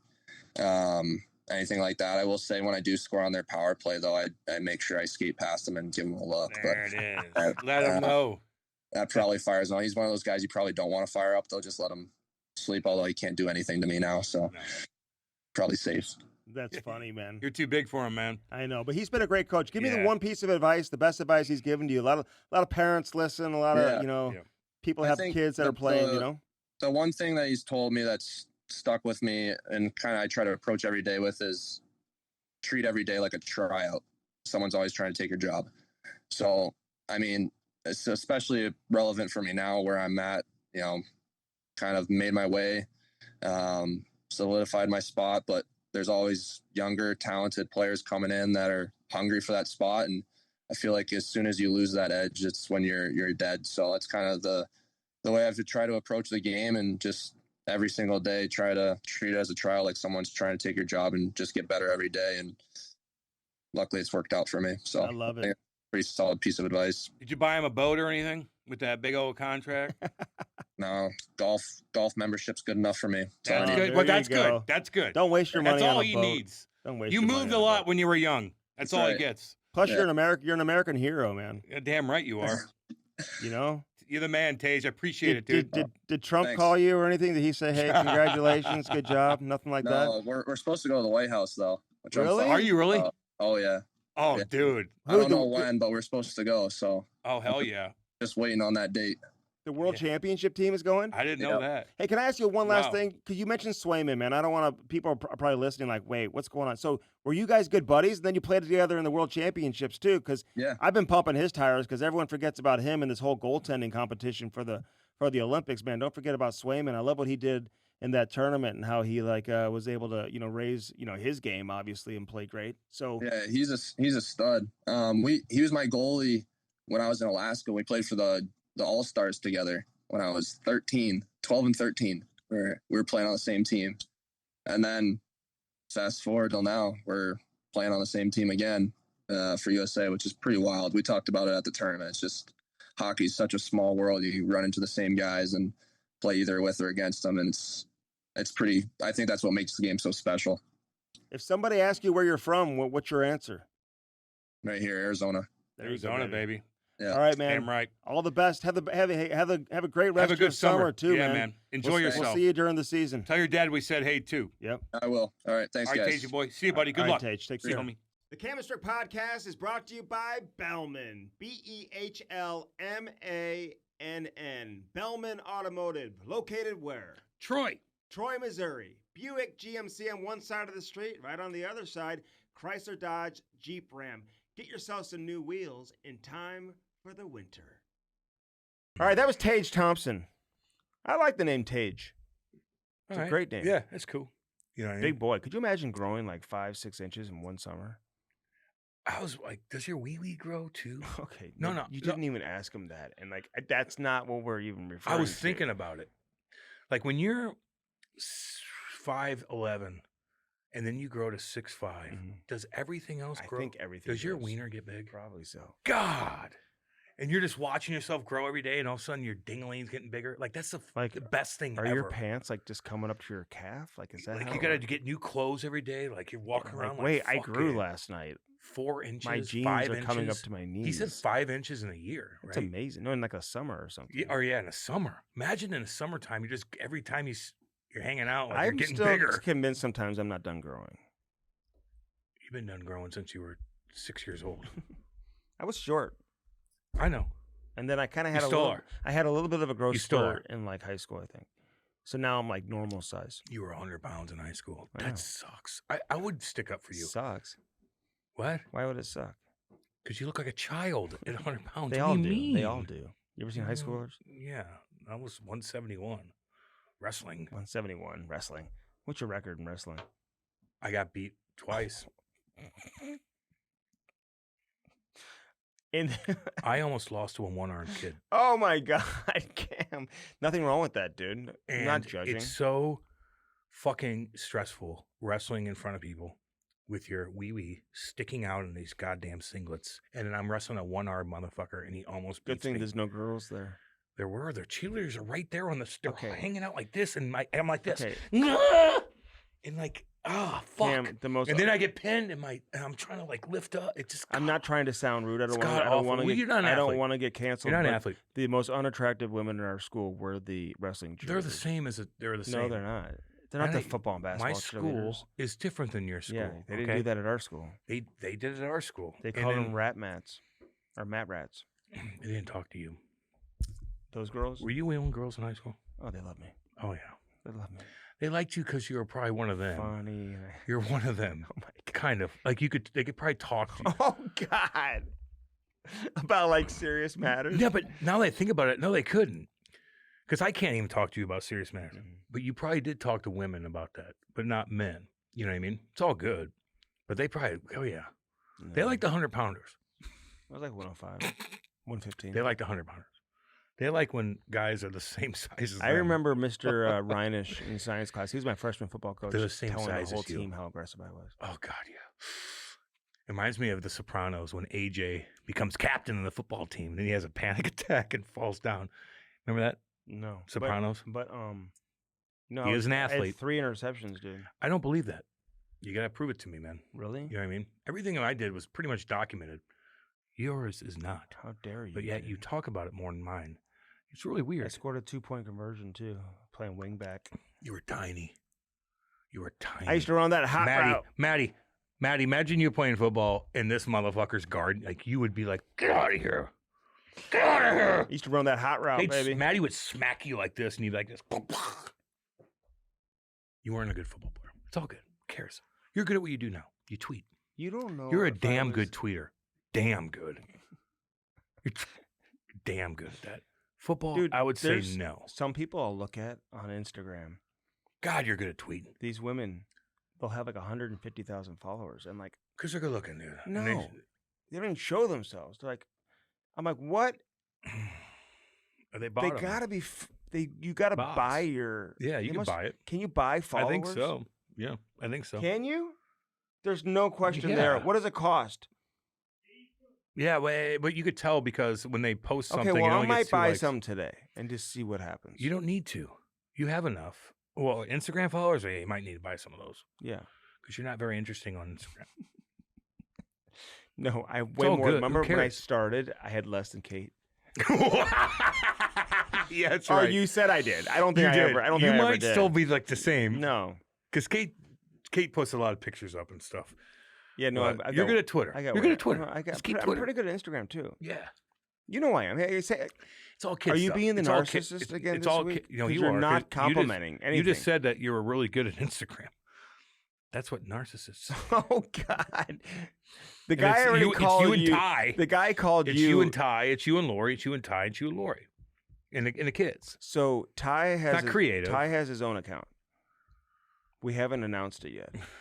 So how about you don't announce it? I'm not announcing it. But you just said we haven't announced it yet. I said don't do it. He has one so we could just secure the name, but secure the name. Well, because there was like somebody took Ty Strickland, so I'm like, oh, we better there's other Ty just create one, so just you have it when you're older.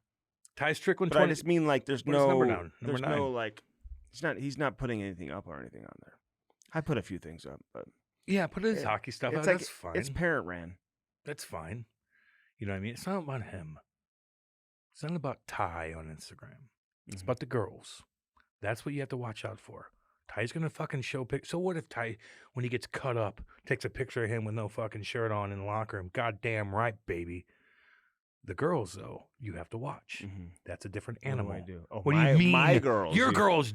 No I shit. You have two of them. Ty's got to watch it for the girl. No. Ty could do what he wants. If he wants to stick handle and show that, fine. He wants to fucking flex. Who cares? But the girls, They're my daughters. Keep that. You got to watch them. I know.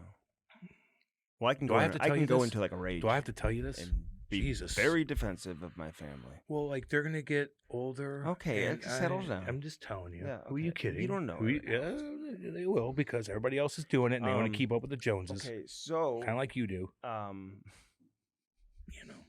Probably gonna make some Bombay aloo tonight. Oh God, with some naan bread. Food poisoning. He's making food poisoning with some naan bread. Is Ty eating a lot?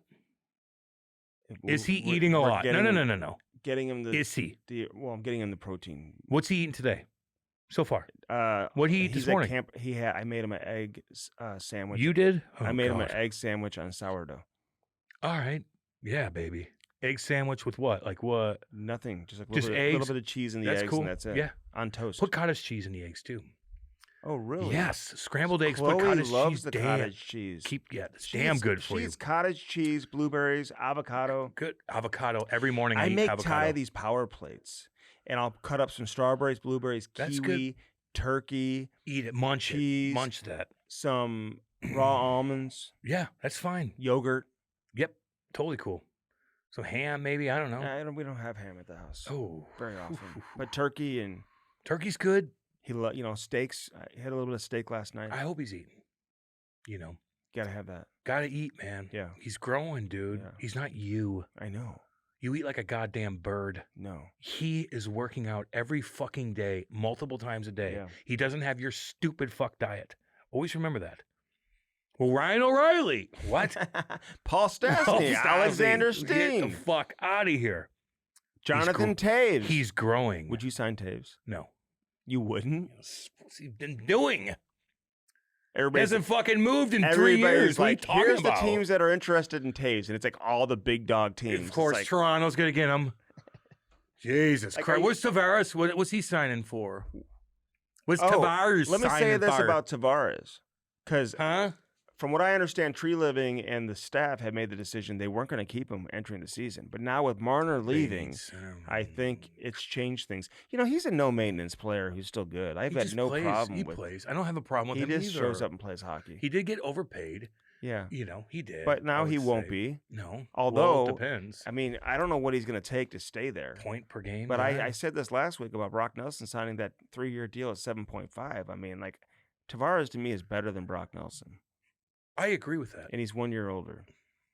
So if you're paying this potential UFA 7.5, you got to pay him 8 or 7.5. What's Brad Marchand going to get? I don't know, dude. Would you pay him $8 million a year at his age? I don't know, man. He's 37 for the Panthers. No. If I'm the Panthers, you got to take a deal. I'm sorry, he's a $6 million. You got to take a deal. Because let me just say this to you.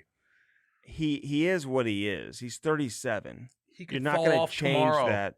Father Time. Let me tell you this about Father Time and my experience about Father Time. There's no warning. Somebody could be great today, and all of a sudden they just fall off tomorrow. When did you fall off? At like Maddie. No, honestly, 13, 41, 13, 44. Got a little too old. I think at like 41. When I stopped playing I felt it, man. Pickup basketball. I think I could have played a couple more years for sure when I was 32, 33. God, yeah. But then I retired, and you just get into a funk, man. You stop working out. You got time on your hands. You're drinking too much. I felt bad. This guy got back to me. He's writing a podcast. He's from the Czech Republic, but he... Is he a big fan of yours? No, he asked me some questions. He said, can I ask you some questions you can answer for a story I'm writing? Cam, I swear to God, it was like 150 questions. It would always do that for these guys, man. So I got to get back. I'm like, I've answered the first like 20. I got to write them. So I've got like fans, 90. No, he's a journalist. I've got 90 more to go. Well, don't do all of them. He's got to calm down a little bit. I mean, Jesus. Like I just thought it was gonna be like 5 questions. What's he asking you? Can you answer how to make it in the NHL? What's he? Does he think you played? Seriously. When did you fall off? I mean, if probably 2 years after I retired, when I started drinking way too much. Can we get Tage Thompson maybe out of Buffalo eventually? Too? Yeah, I agree with that. Although Buffalo might be good soon. Okay, well, if they are, then it's all good. It's a badass place to play if you're good, baby. Bowen Byram, I need to get him out. You know. He'll sign a 1 or 2 year deal probably. Although he did say how hardcore it is in the wintertime. Like, son of a bitch. He won't sign a long-term deal. Listen, you're not getting Byram in a long-term deal. Just so all you guys know, like, hockey players are still, like, normal people. Like, they know when it's freezing fucking cold every day. Well, and he's in Arizona right now. I know, but he's not when he's playing in the wintertime. I know. Like, that's it's a big difference when you're playing in a mild city. Like, and where do you consider like raising your family? It's probably in Buffalo versus in Arizona, right? You're there during the school year and stuff. What? If you're raising a family, you have to consider where you're living during the season versus where you're living during the off season. Yeah, they're going to school you're there longer than where you're raising them. I know. And Buffalo's tough. It's a tough place to play. Like, I don't care what anybody. It's a great organization. Okay, fine. It's fucking hardcore. You get 13 feet of goddamn snow. I've lived it. Lived it. Whatever. I'm talking about if you have options, like, and you're making millions of dollars. My whole it's family's tough to live from Buffalo. and don't care. It's tough to live in that fucking city. It's tough to live in Montreal in the wintertime. It's tough to live in Ottawa in the wintertime. It's tough to live in Detroit in the wintertime. It's just tough. It's tough. You know who's tough? Huh? You want to know who's tough? Who? You? Tage. For how he handled getting hit like that. Yeah, dude. And the rest of the team saying, we didn't know what happened. What's going on around here? What do you mean? He's fucking choking on his tongue. Do something. And I love hearing that, like, Jesus. The head coach, Lindy Ruff, like, really addressed it the next day. Because at the press conference, he kind of defended his team. It was a big deal. That's why don't ever assume what a player or a coach is saying when the microphones and cameras are on is exactly how he feels or what he's saying behind closed doors. I think people know that. Okay. Do they? God. Yeah, Andy. No shit. You gotta play the game. You know what I mean? So he didn't want to call out the team. It was embarrassing, and that's the bottom line. Behind closed doors, he was probably like, "Are you? This better never." They were losing their fucking minds. They call up that guy from the Poor minors, kid. and he had to fight Olivier. Are you out of your fucking god? Because I asked Tage, I go, Jesus. He's like, yeah, he's a good. I'm like, well, all because nobody would step up at the moment. He gets called up and has to fight, and he gets shit fucked. He probably would take it though. The kid got called up. Yeah, he'd make some money, but he got to play in the show. He got beat up. Got to play in the show. I think he got sent back down. Did he play anymore? Whatever. You know what I mean? Shit. Fight Olivier. Matthew's like, let's go. How nice is that, too? I was like, if I'm Olivier, I'm like, what's up, then? Look for the Blues. Like, what's up, then? Look for the Blues to do what? Make a strong run at Michael Granlund. Oh, I like Granlund. Damn right. If he doesn't stay in Dallas. Little guy. Dallas is trying to move Dumba. They're trying to move. I'll take Dumba, too. How old's Dumba? I'll be in his low 30s now. I like him. He hits. Yeah, he does. Like a truck. Right-handed defenseman. He's hardcore. They're trying to move maybe Marchment. Mason? Damn. All right. Robertson, possibly. Yeah, I saw that. That's a lot going on down in Dallas. Another defenseman. I got to look at their roster because I always mispronounce his name. Yeah. So I want to make sure. Labushkin. I love Tage though, man. He is a unbelievable sniper. You know, the first time I saw him shoot the puck, I knew right away, Cam. Of course you did. I knew right. I was such a fan of his when he came into the organization. No, nobody really was. Oh, go back and look at my tweets. Nope. Hey, he didn't do much. My name, okay, Tage Thompson. Yeah, but I think you'll find stuff from like 2018, 19. When he was traded, were you like, holy mother of God, what's going on around here? Were you? No, because no. Let me say this though. We're like, okay, we have to say this. I don't feel like because I kind of asked Tage about his relationship with Mike Yeo. I didn't want to press him anymore on it because I like Mike. Yeah. But I did not feel like Mike Yeo handled him the right way. The right way. Okay. And I don't think that's he fair. was handled the right way internally. I would talk to Mike, and there were veteran players on the team, obviously. That team ended up winning the Stanley Cup that year. And he would always blame Tage Thompson. It's weird how coaches do that with young guys sometimes. It was always Tage's fault. Yeah. And I was always like, "What? This kid, he's like hardly even playing. He's like he's like out. A teenager, or maybe he's 20 at the time. I don't even know. He's young. And it's his fault? It's his fault that you lost? That you're losing? Like, what about the veteran guy who's making money, who is expected to lead the team, playing 22 minutes, who's not playing well or doing the same thing? Yeah. So he was always hesitant to call out I'm talking privately. Well, that's a young head coach. I'm talking even privately. Yeah. But he had experience. He had coached Minnesota for several years. He's still a young guy that, I don't know. He had coached the Minnesota Wild. This guy, so he was hard. He was all over Tage. It was always Tage's fault. Yeah. But I don't think too many people were like, fucking, you traded Tage? And then he goes up there and starts dominating right after COVID. Starts dominating, dude. I knew he had it in him. I don't think he did. I did. I don't think he did. I swear to God. See, you narcissists would think that way. No, I didn't think he'd score 48 or 7, whatever he had. Well, then what the fuck? Like, as quickly as he did. He did it pretty quick. But Cam, his hands were so good, and his shot was as good as I've ever seen. There's a lot of guys with good hands that are big. They have a good shot. They all do. It was him. Yeah, but you don't act like you thought he was going to score fucking 45, 50 goals. Show me that tweet. I remember Show me that tweet. Talking to Clayton Keller after the Blues drafted Tage. Yeah. He's like, dude, we played together in the U18s, and then they like split us up. He goes, he's sick. Yeah. And right then and there, once he told me that, because usually I go to the Hall of Famers for my opinions and stuff like that, but I went to Clayton. And the Creve Coeur Racket Club. For political views. You know. He's a big kid that had potential, but I don't think people were going crazy with the trade because of what he didn't do much here. Because they got Ryan O'Reilly, and they won the Cup that year, and he was a great. Too many people really know Ryan O'Reilly in St. Louis? Oh, yeah. At that time? Played in Colorado all those years. Okay. He was up there, and he was miserable, and he came here. People were still like, okay, he's good, but they didn't know too much until they saw him. Everyone knew he was good. Everybody? I don't think so. I played against him. Okay. Should you match up against him?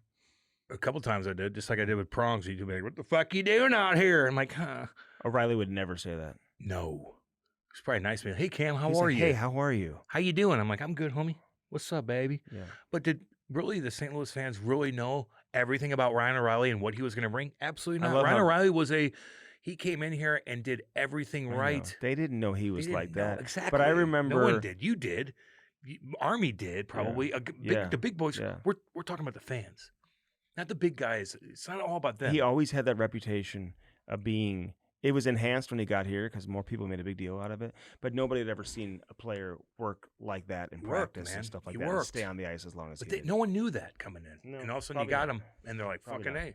Firstform.com/Cam and Strick. They didn't know Patty either when he came I love how Crosby was asking like all these guys for their stick and stuff like that. Crosby's that's cool as shit. I like Crosby a lot. Jeez, God, yeah.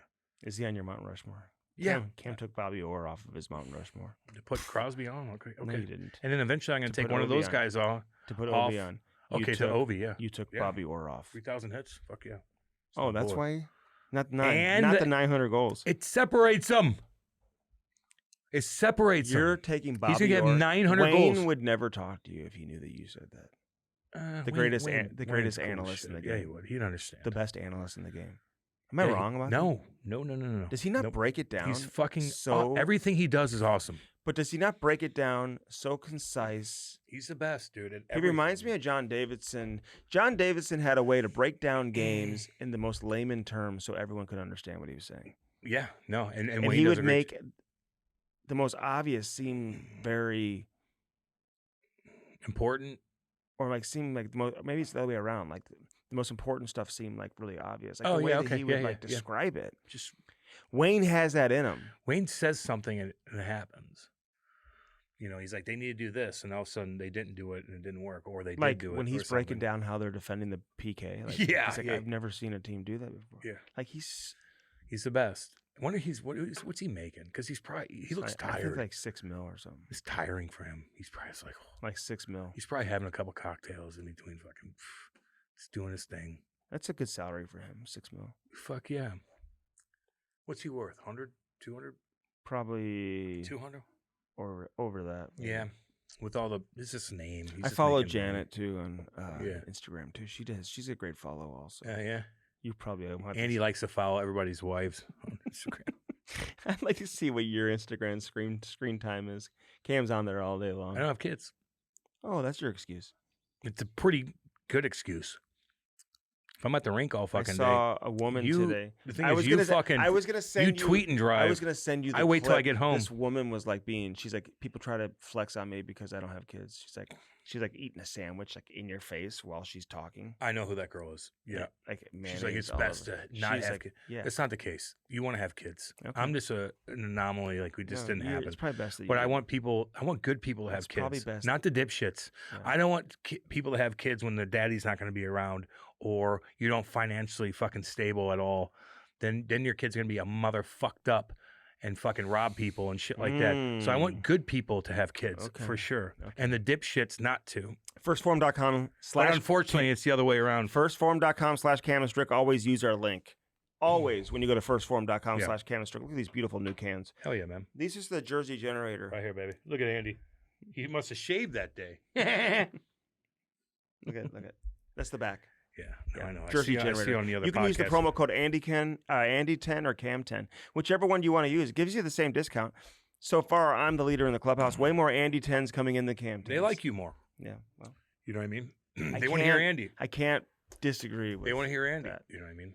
Shilly plastering. They like your stories with Shilly plastering. Cam, turn your backyard into a summer oasis. Let's keep selling, and I will. I was with these guys from the West Coast.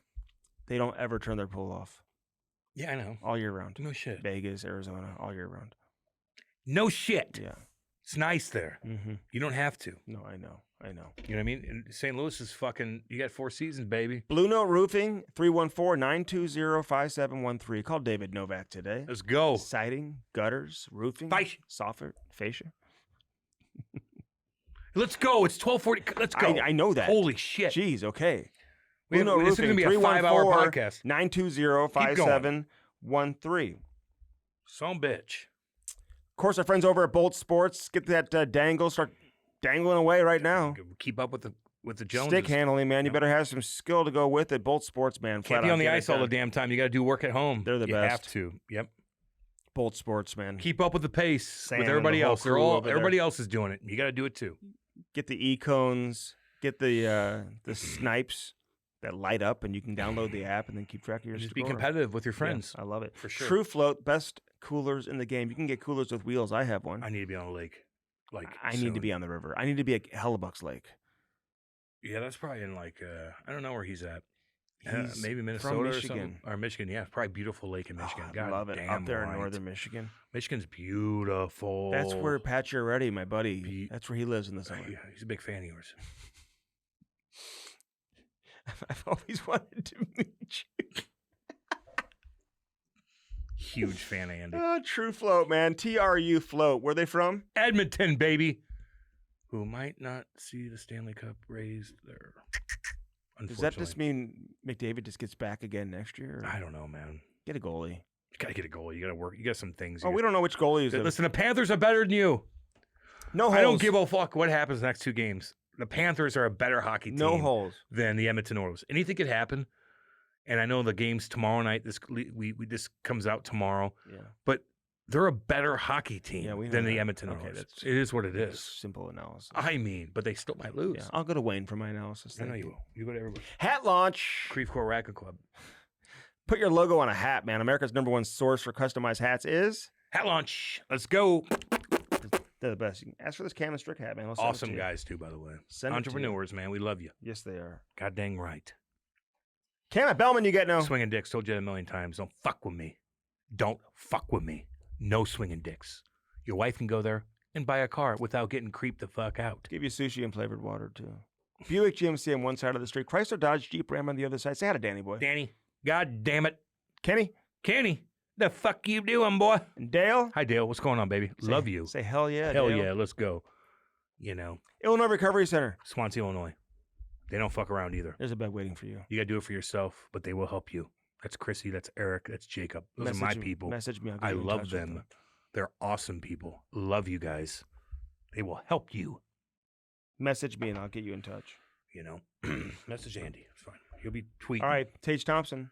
Let's go. What episode was this again, Maddie? 347. 347, baby. Yeah. Great ones coming all year round, baby. We got some more coming. Love you guys. Podcast. What's up? Peace.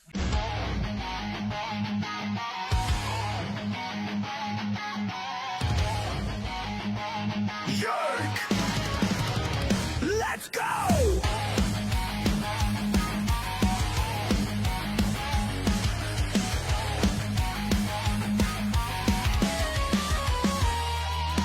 Cam's a shit kicker, 2 bombs in the lead. Soul Dragon Crew, there's no time for fatigue. And he's a shit talker, stirring up the show. Never played a shift, but he's ready to go.